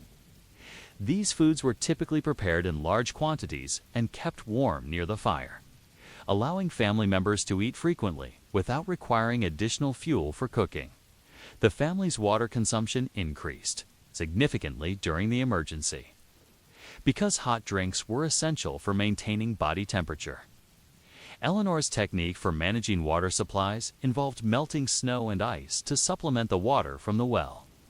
But this process required careful attention to fuel consumption and water quality. The heated stones that were used for warming the family were also used to melt ice and warm drinking water. The children's nutritional needs required special attention because their smaller body mass and higher metabolic rate made them more vulnerable to the effects of cold exposure. Eleanor's approach involved providing the children with frequent small meals that emphasized easily digestible foods with high energy content. This often meant giving the children priority access to the most nutritious foods, even when supplies were limited. The family's sleep patterns had to be carefully managed to balance the need for rest with the requirement for maintaining the heating system. Eleanor's technique involved organizing sleep schedules so that family members took turns maintaining the fire and monitoring the heating system. This arrangement ensured that adequate heat was maintained throughout the night while allowing everyone to get adequate rest. The quality of sleep in the open cottage was significantly reduced by the noise, cold, and stress of the survival situation. Eleanor's approach to improving sleep conditions involved creating physical barriers to reduce drafts and noise, using heated stones to warm the sleeping area, and establishing bedtime routines that would help the family relax despite the challenging conditions. The family's clothing management became increasingly sophisticated as they adapted to the prolonged exposure to cold conditions. Eleanor's technique involved creating clothing systems that could be easily adjusted throughout the day to accommodate changing activity levels and weather conditions. This required maintaining dry clothing for sleeping and having work clothing that could get wet or dirty without compromising the family's warmth. The maintenance of clothing and bedding in the open cottage required constant attention to prevent damage from moisture and wear. Eleanor's approach involved drying wet garments near the fire and repairing damaged items immediately to prevent further deterioration. The family's limited supply of cloth and thread meant that every piece of clothing had to be carefully maintained to ensure its continued usefulness. The psychological challenges of living in the open cottage became more severe as the days passed, and the initial adrenaline of the emergency situation wore off. The constant cold, the stress of maintaining the survival system, and the uncertainty about the future created mental fatigue that could impair judgment and reduce the family's ability to maintain their complex survival routines. Eleanor's approach to managing the psychological challenges involved creating daily routines that provided structure and purpose even under the difficult circumstances. These routines included regular meal times, specific tasks for each family member, and periods of rest and recreation that would help maintain morale. The family's religious faith provided additional psychological support through prayer and the belief that their suffering had meaning and purpose. The children's adaptation to the emergency conditions was remarkable, demonstrating the resilience and adaptability that characterized medieval peasant families. Eleanor's children had quickly learned to perform tasks that would normally be considered too advanced for their age, including fire maintenance, food preparation, and weather monitoring. Their ability to contribute meaningfully to the family's survival was crucial to both the practical success of the emergency response and the psychological well-being of the entire family. The family's relationship with their neighbors and the broader community became increasingly important as the emergency extended beyond the initial crisis period. Eleanor's status as a widow made her family particularly vulnerable to social isolation during the emergency, but it also created opportunities for assistance from community members who recognized their obligation to help those in need. The village's response to Eleanor's situation reflected the complex social dynamics of medieval peasant communities. While the principles of mutual aid required neighbors to provide assistance during emergencies, the practical challenges of winter conditions and limited resources meant that help was often limited to what could be provided without endangering other families.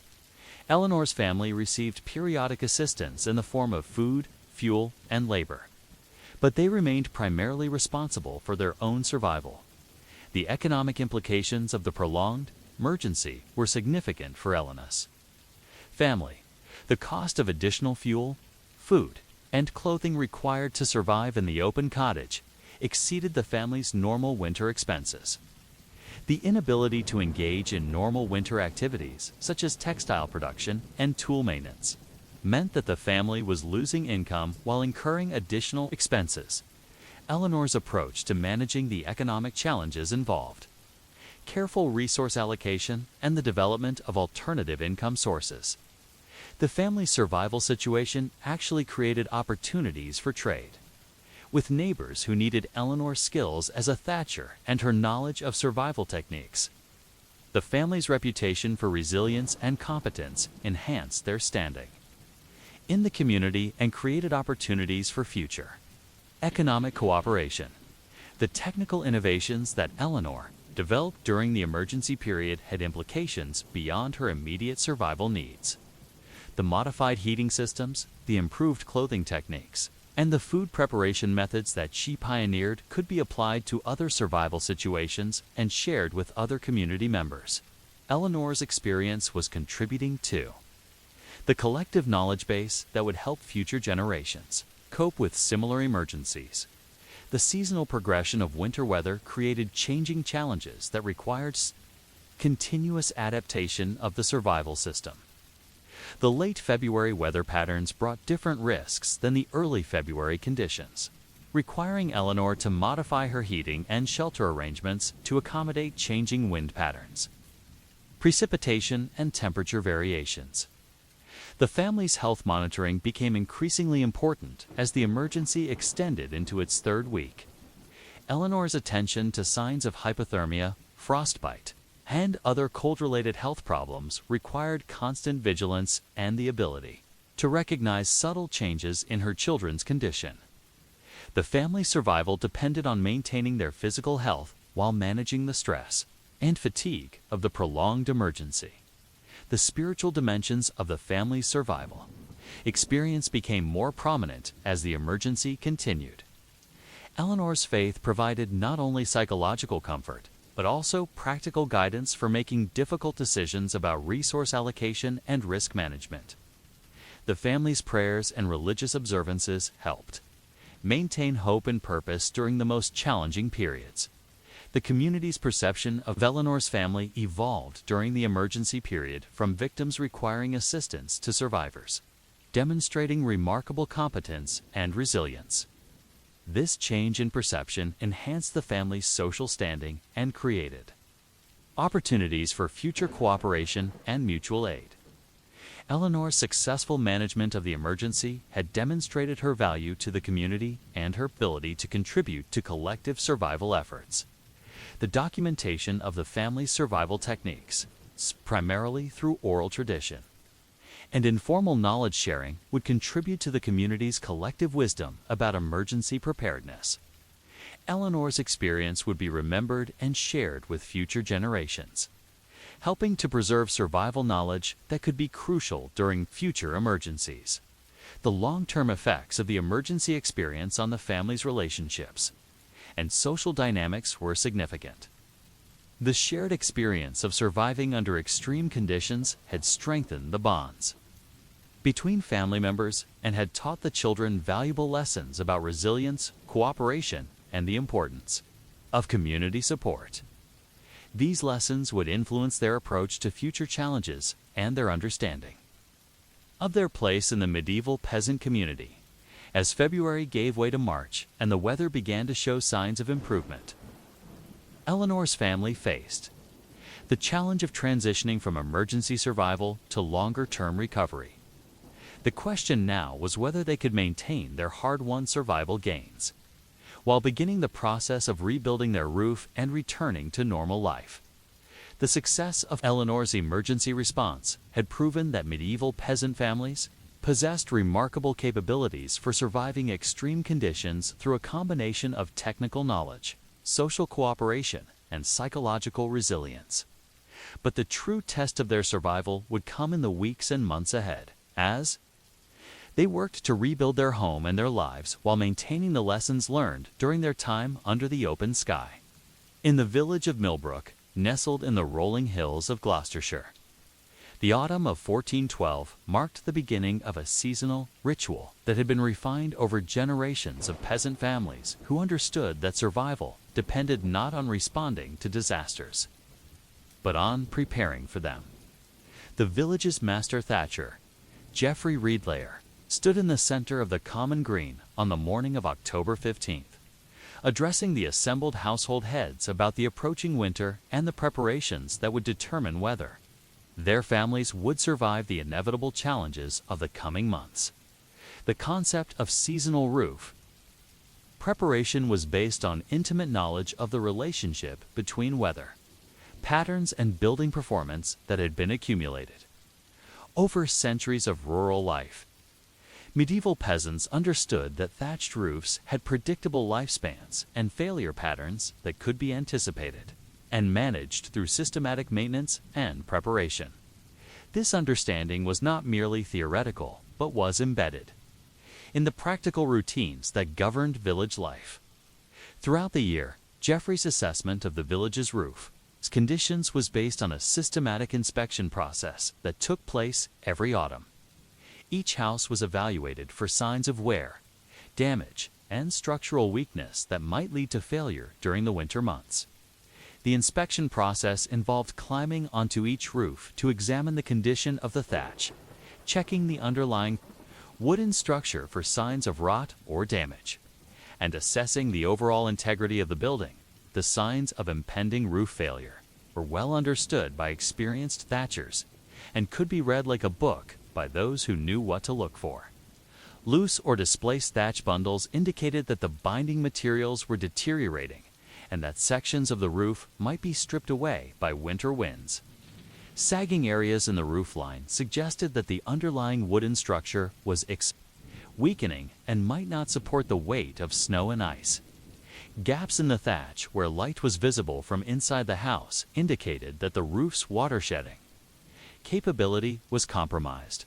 The village's approach to roof maintenance was based on a classification system that prioritized repair needs according to urgency and available resources. Houses with roofs that showed signs of imminent failure were designated for immediate attention, even if this required working through the harvest season when labor was at a premium. Buildings with moderate damage were scheduled for repair during the brief window between harvest and the onset of winter weather. Houses with minor problems were placed on a maintenance schedule that would address their needs during the following spring. The material requirements for systematic roof maintenance were substantial and required careful planning and resource allocation. A typical thatched roof might require replacement every 20 to 30 years, but sections of the roof needed repair or replacement much more frequently. The village's thatch supply came from several sources: straw from the annual grain harvest, reeds from nearby wetlands, and salvaged materials from buildings that were being demolished or rebuilt. The process of gathering and preparing thatch materials was a community-wide effort that took place during the harvest season. The best straw for thatching came from specific varieties of grain that were grown partly for their roofing value rather than their food production. This straw had to be harvested at the right time, dried properly, and stored in conditions that would preserve its structural integrity until it was needed for roof work. The preparation of reed thatch was even more labor-intensive and required specialized knowledge of wetland harvesting techniques. The reeds had to be cut at the right season when they were fully mature, but before they began to deteriorate. The cutting process required specific tools and techniques that would preserve the reed's water-shedding properties. The harvested reeds then had to be dried and bundled in ways that would maintain their quality during storage. The village's thatch storage system was designed to protect the materials from moisture, pests, and other forms of damage that could render them unusable. The storage buildings were constructed with raised floors to prevent moisture from seeping up from the ground, and with well-ventilated walls that would allow air circulation while keeping out rain and snow. The thatch bundles were arranged in the storage areas to allow for easy access while minimizing the risk of damage from handling. The timing of roof maintenance work was critical to its success and required careful coordination with other seasonal activities. The work had to be completed during periods of dry weather when the thatch materials would not be damaged by moisture. The labor requirements for roof work had to be balanced against the demands of harvest, food preparation, and other autumn activities. The village's work schedule was organized to ensure that essential roof repairs could be completed before the onset of winter weather. The skilled labor required for roof maintenance was one of the most valuable resources in the village, and its allocation was carefully managed to ensure that the most critical work was completed first. The master thatcher and his assistants could not work on multiple roofs simultaneously, so the sequence of repair work had to be planned to maximize efficiency and minimize the risk of failure. The village's less skilled residents were organized into work crews that could assist with material preparation and simple repair tasks. The economic aspects of systematic roof maintenance were significant and required careful planning by individual families and the village as a whole. The cost of materials, labor, and other resources needed for roof work represented a substantial portion of a peasant family's annual expenses. The village's system for managing these costs involved both individual savings and community cooperation that spread the financial burden across multiple households. The family-level preparation for potential roof failure involved much more than just maintenance of the physical structure. Medieval peasant families developed comprehensive emergency plans that addressed every aspect of survival during housing crises. These plans included the identification of temporary shelter options, the preparation of emergency supplies, and the establishment of communication systems that would allow families to request help when needed. The emergency supply preparations were particularly important because roof failures often occurred during periods of severe weather when normal supply chains were disrupted. Families maintained reserves of food, fuel, and other essential materials that could sustain them through extended periods of emergency conditions. These supplies were stored in locations that would be accessible even if the main house became uninhabitable. The village's emergency shelter options were identified and prepared in advance, so that families would have somewhere to go if their homes became uninhabitable. The church was the primary emergency shelter for the entire village, but its capacity was limited and it was not suitable for extended occupation. Individual families also identified neighbors who might be able to provide temporary accommodation and established mutual aid agreements that would ensure assistance during emergencies. The communication systems that would be used during emergency situations were tested and refined through regular practice. The village had established protocols for alerting neighbors to emergency situations, for requesting assistance from the broader community, and for coordinating response efforts. These systems were based on both formal arrangements managed by the village leadership and informal networks of mutual aid between individual families. The psychological preparation for potential roof failure was as important as the physical and material preparations. Medieval peasant families understood that housing emergencies were not just physical challenges, but also psychological tests that could break families and communities if they were not properly prepared. The village's approach to psychological preparation involved regular discussion of emergency scenarios, the sharing of stories from previous disasters, and the development of mental frameworks that would help families cope with stress and uncertainty. The seasonal cycle of roof maintenance and preparation was integrated into the broader rhythm of village life in ways that reinforced community bonds and shared responsibility. The communal work projects that were required for roof maintenance provided opportunities for social interaction and mutual support. The shared investment in the village's housing infrastructure created stakes in the community's welfare that strengthens social cohesion. The children's role in the seasonal preparation process was crucial for both the immediate success of the maintenance work and the long-term preservation of traditional knowledge. Children were assigned age-appropriate tasks that contributed to the roof maintenance effort while teaching them the skills and knowledge they would need as adults. The seasonal preparation process served as an informal education system that transmitted practical survival knowledge from one generation to the next. The village's relationship with the broader feudal system influenced many aspects of the seasonal preparation process. The lord of the manor had interests in maintaining the village's housing infrastructure because it affected the productivity of his tenants and the value of his property. However, the extent of the lord's obligations to assist with roof maintenance was often unclear and was subject to negotiation and dispute. The religious dimensions of the seasonal preparation process were significant and influenced both the practical organization of the work and the psychological approach to the challenges ahead. The village's religious calendar included specific prayers and observances that were related to the preservation of homes and the protection of families. These religious elements provided both spiritual comfort and practical guidance for the preparation process. The documentation of the seasonal preparation process, primarily through oral tradition and informal record-keeping, served important functions in preserving and transmitting knowledge about roof maintenance and emergency preparation. The village's master thatcher maintained mental records of the condition of every roof in the village, the history of repairs and maintenance, and the performance of different materials and techniques, the innovation and adaptation that took place during the seasonal preparation process contributed to the continuous improvement of roof maintenance techniques and emergency preparedness.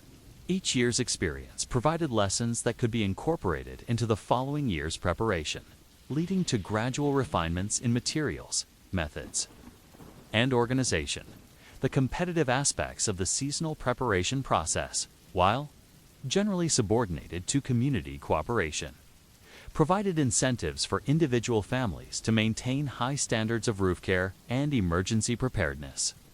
Families whose roofs were well maintained and whose emergency preparations were thorough gained respect in the community and were more likely to receive assistance when they needed it.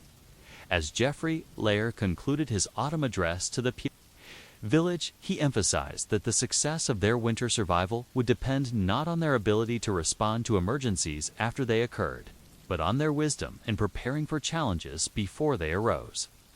The seasonal ritual of roof maintenance and emergency preparation represented the accumulated wisdom of generations of peasant families who had learned that survival was not a matter of luck, but of careful planning and community cooperation.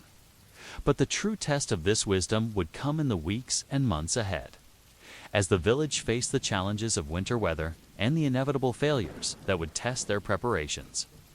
The question was whether the systematic approach to roof maintenance and emergency preparedness would prove adequate to the challenges that lay ahead, or whether the severity of the coming winter would exceed even the most careful preparations. As November progressed in the village of Millbrook, the systematic approach to roof maintenance and emergency preparedness evolved into something that modern observers might recognize as a form of mutual insurance, though the medieval peasants who created it would have understood it simply as the natural extension of Christian charity and neighborly obligation. The village's master thatcher, Jeffrey Relair, had established a network of reciprocal commitments that would ensure no family faced the crisis of roof failure alone. But the success of this system would depend on the community's ability to balance individual needs with collective resources. The foundation of the village's mutual insurance system was the detailed assessment of each household's roof condition and the calculation of the probability of failure during the coming winter. Jeffrey's expertise allowed him to predict with reasonable accuracy which roofs were likely to fail and when that failure might occur. This information was crucial for allocating the village's limited resources in ways that would prevent the most serious emergencies while maintaining adequate reserves for unexpected problems. The risk assessment process involved more than just technical evaluation of roof conditions. Jeffrey also considered the vulnerability of each household to the consequences of roof failure. Families with elderly members, young children, or sick individuals were given priority consideration because they had less capacity to cope with emergency conditions. Households with adequate resources and skilled adult members were expected to handle minor roof problems independently, reserving community assistance for more serious emergencies. The village's resource allocation system was based on the principle that every household would contribute to the common effort according to their ability and would receive assistance according to their need. This principle was implemented through a complex web of obligations and entitlements that governed the distribution of materials, labor, and other resources. The system was managed by the village leadership but was based on agreements between individual households that were negotiated and refined each year. The material contributions to the mutual insurance system included not only thatch and timber, but also tools, food, and other resources that might be needed during emergencies. Each household was expected to contribute a portion of their harvested straw to the common pool, with the amount determined by the size of their harvest and their family's needs. Households with specialized skills or resources were expected to make their expertise available to the community during emergencies. The labor contributions to the system were organized through a rotation system that ensured every household participated in the maintenance and repair work. The most skilled workers, the thatchers, carpenters, and masons, were allocated to the most critical projects, while less skilled villagers were assigned to support roles that still contributed meaningfully to the overall effort. The system was designed to make efficient use of available labor while ensuring that no household was overburdened with work obligations. The storage and management of the community's emergency reserves required careful organization and oversight. The village had established several storage locations for thatch, timber, and other materials that would be needed during emergencies. These storage facilities were managed by trusted members of the community, who were responsible for maintaining the quality of the materials and ensuring that they were available when needed. The distribution system for emergency resources was based on predetermined protocols that would minimize disputes and ensure rapid response during crises. Each household knew what resources they were entitled to receive and what procedures they needed to follow to request assistance. The system was designed to function effectively, even during severe weather conditions when normal communication and transportation were disrupted. The village's approach to emergency shelter was an important component of the mutual insurance system. Several households had committed to providing temporary accommodation for neighbors whose homes became uninhabitable. These commitments were formalized through agreements that specified the duration of the accommodation, the resources that would be provided, and the obligations of the displaced families. The system ensured that every household in the village had access to emergency shelter. The coordination of emergency response efforts required a communication system that could function effectively during severe weather conditions. The village had established a network of runners who would carry messages between households and coordinate response efforts. Backup communication methods included signal fires and horn calls that could be used when other methods were not available. The system was designed to ensure that emergency assistance could be mobilized quickly and efficiently. The financial aspects of the mutual insurance system were managed through a combination of formal agreements and informal obligations. While medieval peasants had limited access to money, they had developed sophisticated systems for trading labor, materials, and services that functioned effectively as a form of currency. The village's mutual insurance system was based on these traditional exchange mechanisms rather than on monetary transactions. The accountability mechanisms for the mutual insurance system were based on the village's existing social structure and governance systems. The village leadership was responsible for ensuring that all households met their obligations and that resources were distributed fairly. Community members who failed to meet their obligations could face social sanctions. That included exclusion from future assistance and loss of standing in the community. The seasonal timing of the mutual insurance system was carefully coordinated with the agricultural calendar and other village activities. The major preparation work was completed during the brief window between harvest and the onset of winter weather. The system was designed to minimize conflicts with other seasonal activities while ensuring that all necessary preparations were completed before they were needed. The village's relationship with neighboring communities was an important component of the mutual insurance system. Millbrook had established reciprocal agreements with nearby villages that would provide assistance during major emergencies that exceeded the local community's capacity to respond. These agreements were based on the understanding that disasters that affected one village might also affect others, requiring cooperation across broader geographical areas. The adaptation of the mutual insurance system to local conditions was crucial to its effectiveness. The specific challenges faced by Millbrook, including the local climate, the types of building materials available, and the skills of the community members required customized approaches that might not be appropriate for other villages. The system was continuously refined based on experience and changing conditions. The educational components of the mutual insurance system ensured that Knowledge about roof maintenance and emergency preparedness was transmitted to younger generations. The seasonal preparation activities provided opportunities for apprenticeship and skill development that were essential for the long-term sustainability of the system.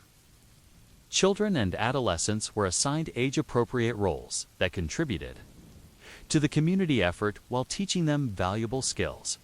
The psychological benefits of the mutual insurance system were as important as its practical advantages. The knowledge that the community would provide assistance during emergencies reduced anxiety and allowed families to focus on their preparation efforts rather than worrying about potential disasters. The system created a sense of security and community solidarity that strengthened social bonds and enhanced the quality of life for all villagers. The religious dimensions of the mutual insurance system were significant and influenced both its organization and its cultural meaning. The medieval Christian emphasis on charity and mutual aid provided the ideological foundation for the system, while religious rituals and observances reinforced community commitment to the shared enterprise. The village's religious calendar included specific prayers and ceremonies that were related to the protection of homes and the success of the mutual insurance system. The dispute resolution mechanisms for the mutual insurance system were based on traditional village governance structures and customary law. Conflicts about resource allocation, work obligations, and other aspects of the system were resolved through mediation by village elders and community leaders. The system was designed to maintain community harmony while ensuring that all households received fair treatment. The documentation of the mutual insurance system, primarily through oral tradition and informal record-keeping, served important functions in preserving institutional knowledge and maintaining accountability. The village's leaders maintained detailed knowledge of each household's contributions and entitlements, and this information was transmitted to their successors to ensure continuity of the system over time. The efficiency of the mutual insurance system was enhanced by its integration with other village activities and institutions. The system made use of existing social networks, governance structures, and resource management practices rather than creating entirely new organizations. This integration reduced the administrative burden of the system and made it more sustainable. Over time, the innovation and continuous improvement that characterized the mutual insurance system reflected the village's commitment to learning from experience and adapting to changing conditions. Each year's experience provided lessons that could be incorporated into the following year's preparations, leading to gradual refinements in organization, resource allocation, and emergency response procedures. The competitive elements of the mutual insurance system, while generally subordinated to community cooperation, provided incentives for individual households to maintain high standards of preparation and participation. Families that consistently contributed more than their fair share to the community effort gained respect and influence, while those who failed to meet their obligations faced social pressure to improve their performance. As the village of Millbrook completed its autumn preparations and settled in for the winter of 1412, the mutual insurance system that Jeffrey Reed Layer had helped to create represented the culmination of generations of experience with roof maintenance and emergency preparedness. The system was comprehensive, well-organized, and based on deep understanding of both the technical challenges of roof maintenance and the social dynamics of community cooperation. But the true test of the system would come when winter weather began to take its toll on the village's roofs and the community's preparations were put to the test. The question was whether the careful planning and systematic approach to mutual insurance would prove adequate to the challenges of the coming months, or whether the severity of the winter would reveal weaknesses in the system that would require further refinement and adaptation. The winter of 1412 to 1413 proved to be one of the most challenging in recent memory for the village of Millbrook. With a series of severe storms that tested every aspect of the community's roof maintenance and emergency preparedness systems. The first major storm arrived on December 18th, bringing high winds and heavy snow that created exactly the conditions that Jeffrey Reedlayer and the village leadership had spent months preparing for. The success of their mutual insurance system would now be measured not in the quality of their planning, but in the effectiveness of their response to actual emergencies. The storm's impact on the village was immediate and severe. By dawn on December 19th, 3 houses had suffered significant roof damage, and 2 others were showing signs of structural stress that suggested imminent failure. The village's emergency response system was activated within hours of the storm's end, demonstrating the effectiveness of the communication networks and coordination procedures that had been established during the autumn preparation period. The first house to suffer major damage was the cottage of Thomas Miller, whose roof had been identified during the autumn assessment as being at high risk of failure. The systematic inspection process had predicted that Thomas's roof would likely fail during the winter, and the village's mutual insurance system had allocated resources specifically for this anticipated emergency. The rapid response to Thomas's roof failure demonstrated the value of the predictive assessment and resource allocation systems that had been developed. The repair of Thomas Miller's roof was completed within 4 days of the storm, a remarkable achievement that would have been impossible without the systematic preparation that had taken place during the autumn. The materials needed for the repair had been pre-positioned in the village's storage facilities. The skilled labor had been allocated according to predetermined priorities, and the emergency shelter arrangements had been activated immediately to provide temporary accommodation for Thomas's family. The second major roof failure occurred at the cottage of widow Sarah Weaver, which situation had been identified as particularly vulnerable because she was elderly and lived alone.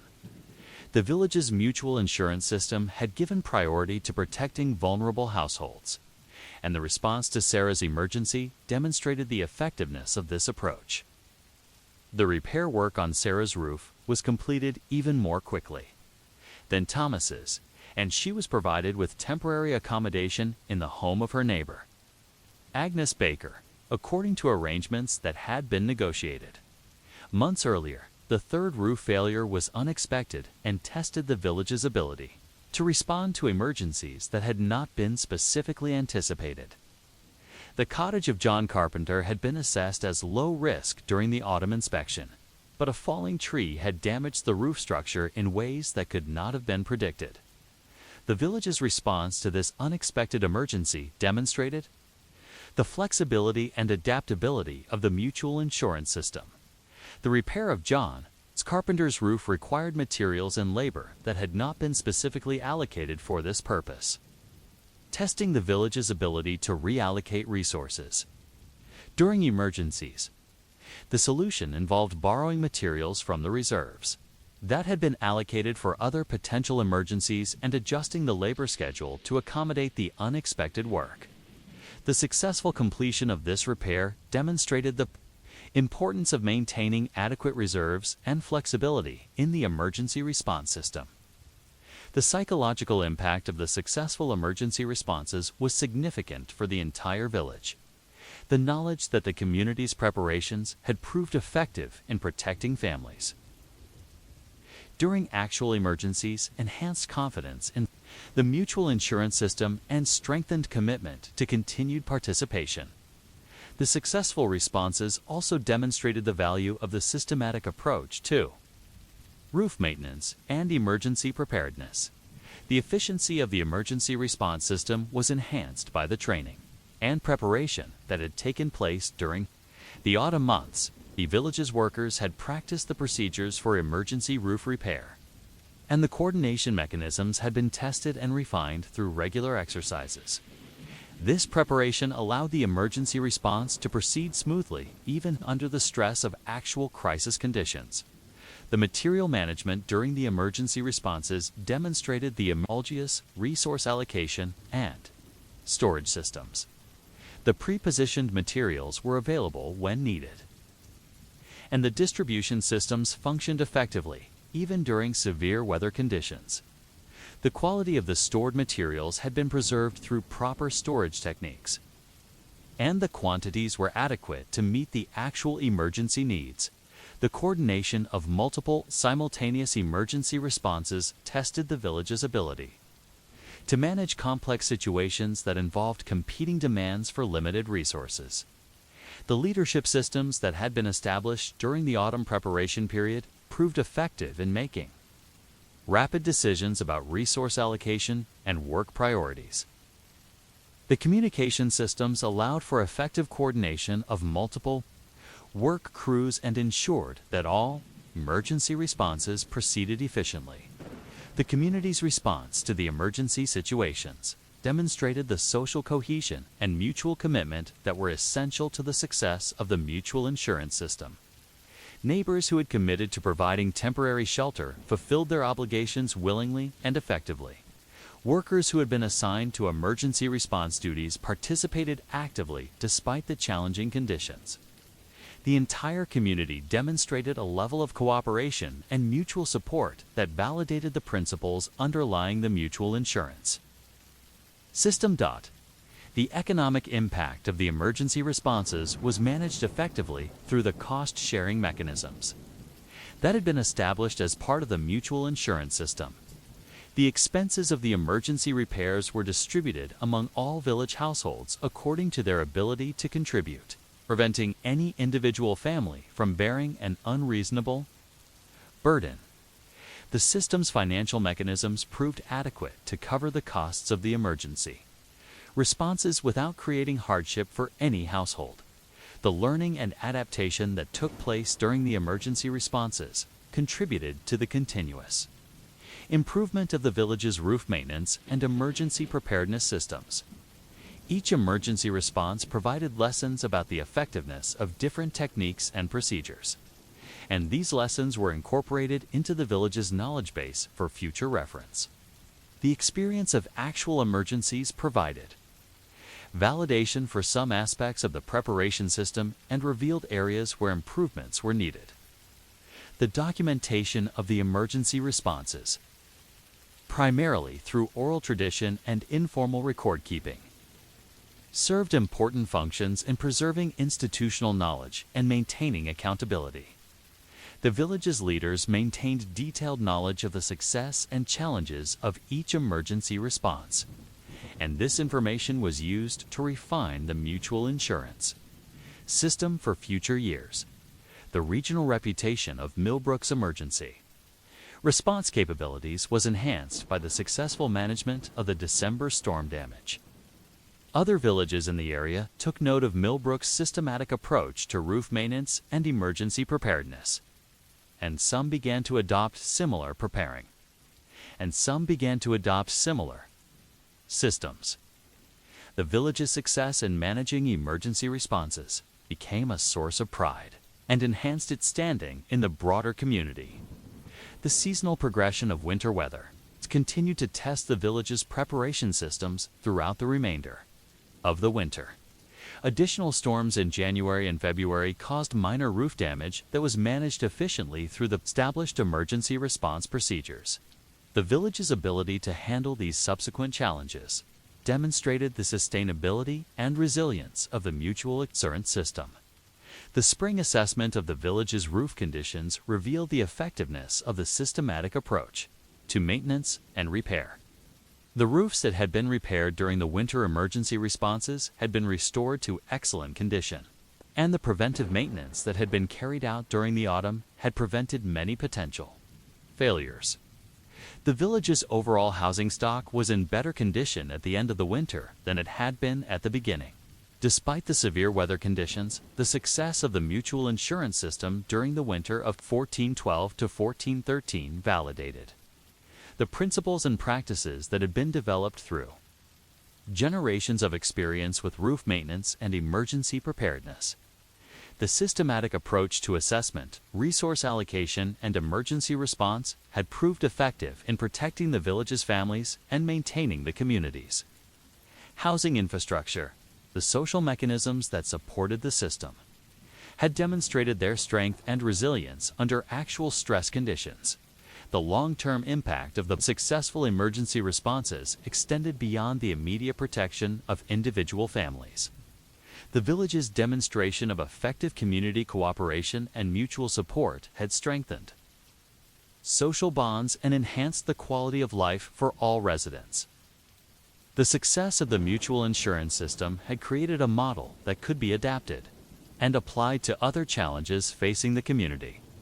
The preservation and transmission of the knowledge and practices that had proved successful during the winter emergency responses became a priority for the village's leaders. The systematic approach to roof maintenance and emergency preparedness that had been developed and tested during the winter of 1412 to 1413 represented valuable intellectual capital that needed to be preserved and transmitted to future generations. As spring arrived and the village began to prepare for the next annual cycle of roof maintenance and emergency preparedness, the success of the winter emergency responses provided a foundation for continued improvement and adaptation.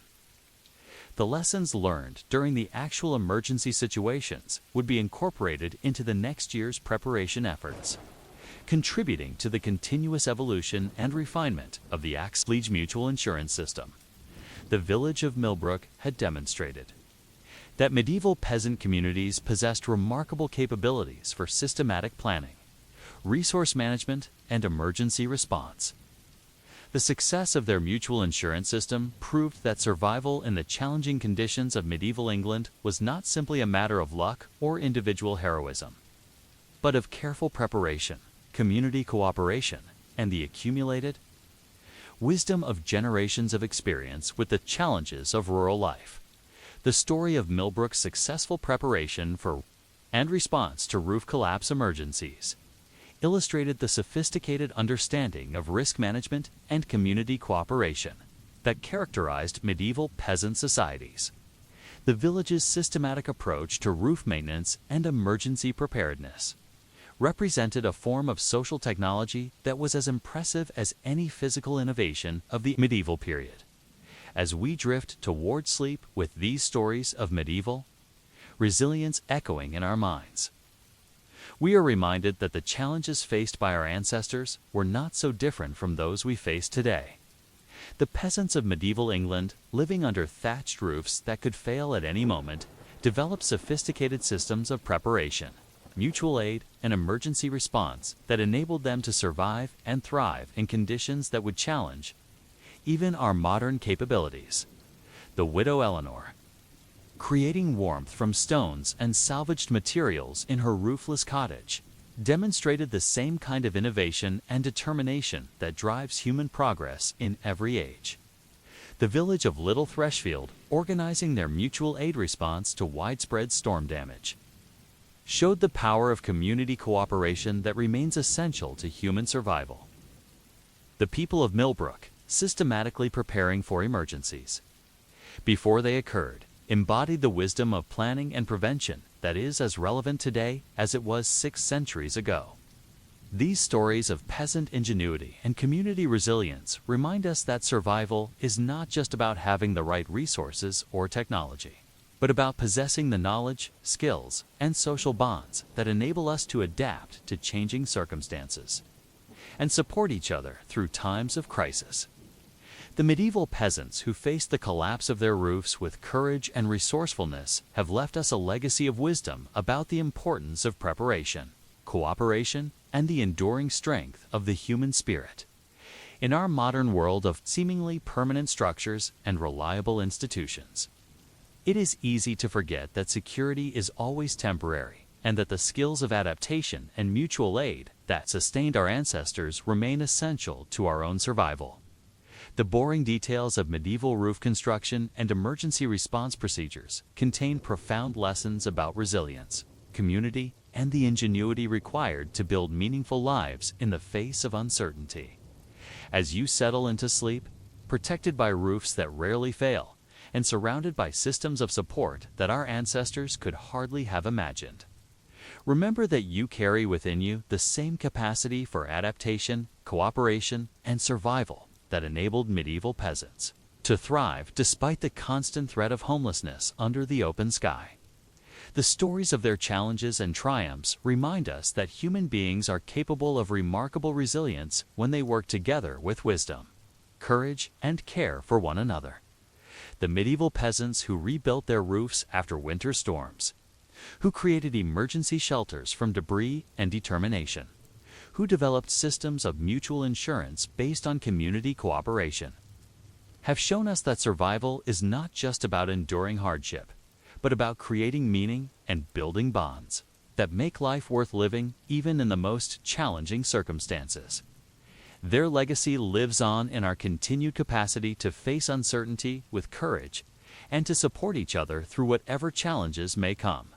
Sleep well, knowing that you are part of a long tradition of human resilience that stretches back through the centuries to those medieval peasants who faced the collapse of their roofs with determination and hope, and who found in that challenge not just a test of their survival skills, but an opportunity to demonstrate the enduring power of human community and the quiet heroism of ordinary people facing extraordinary circumstances with grace and wisdom.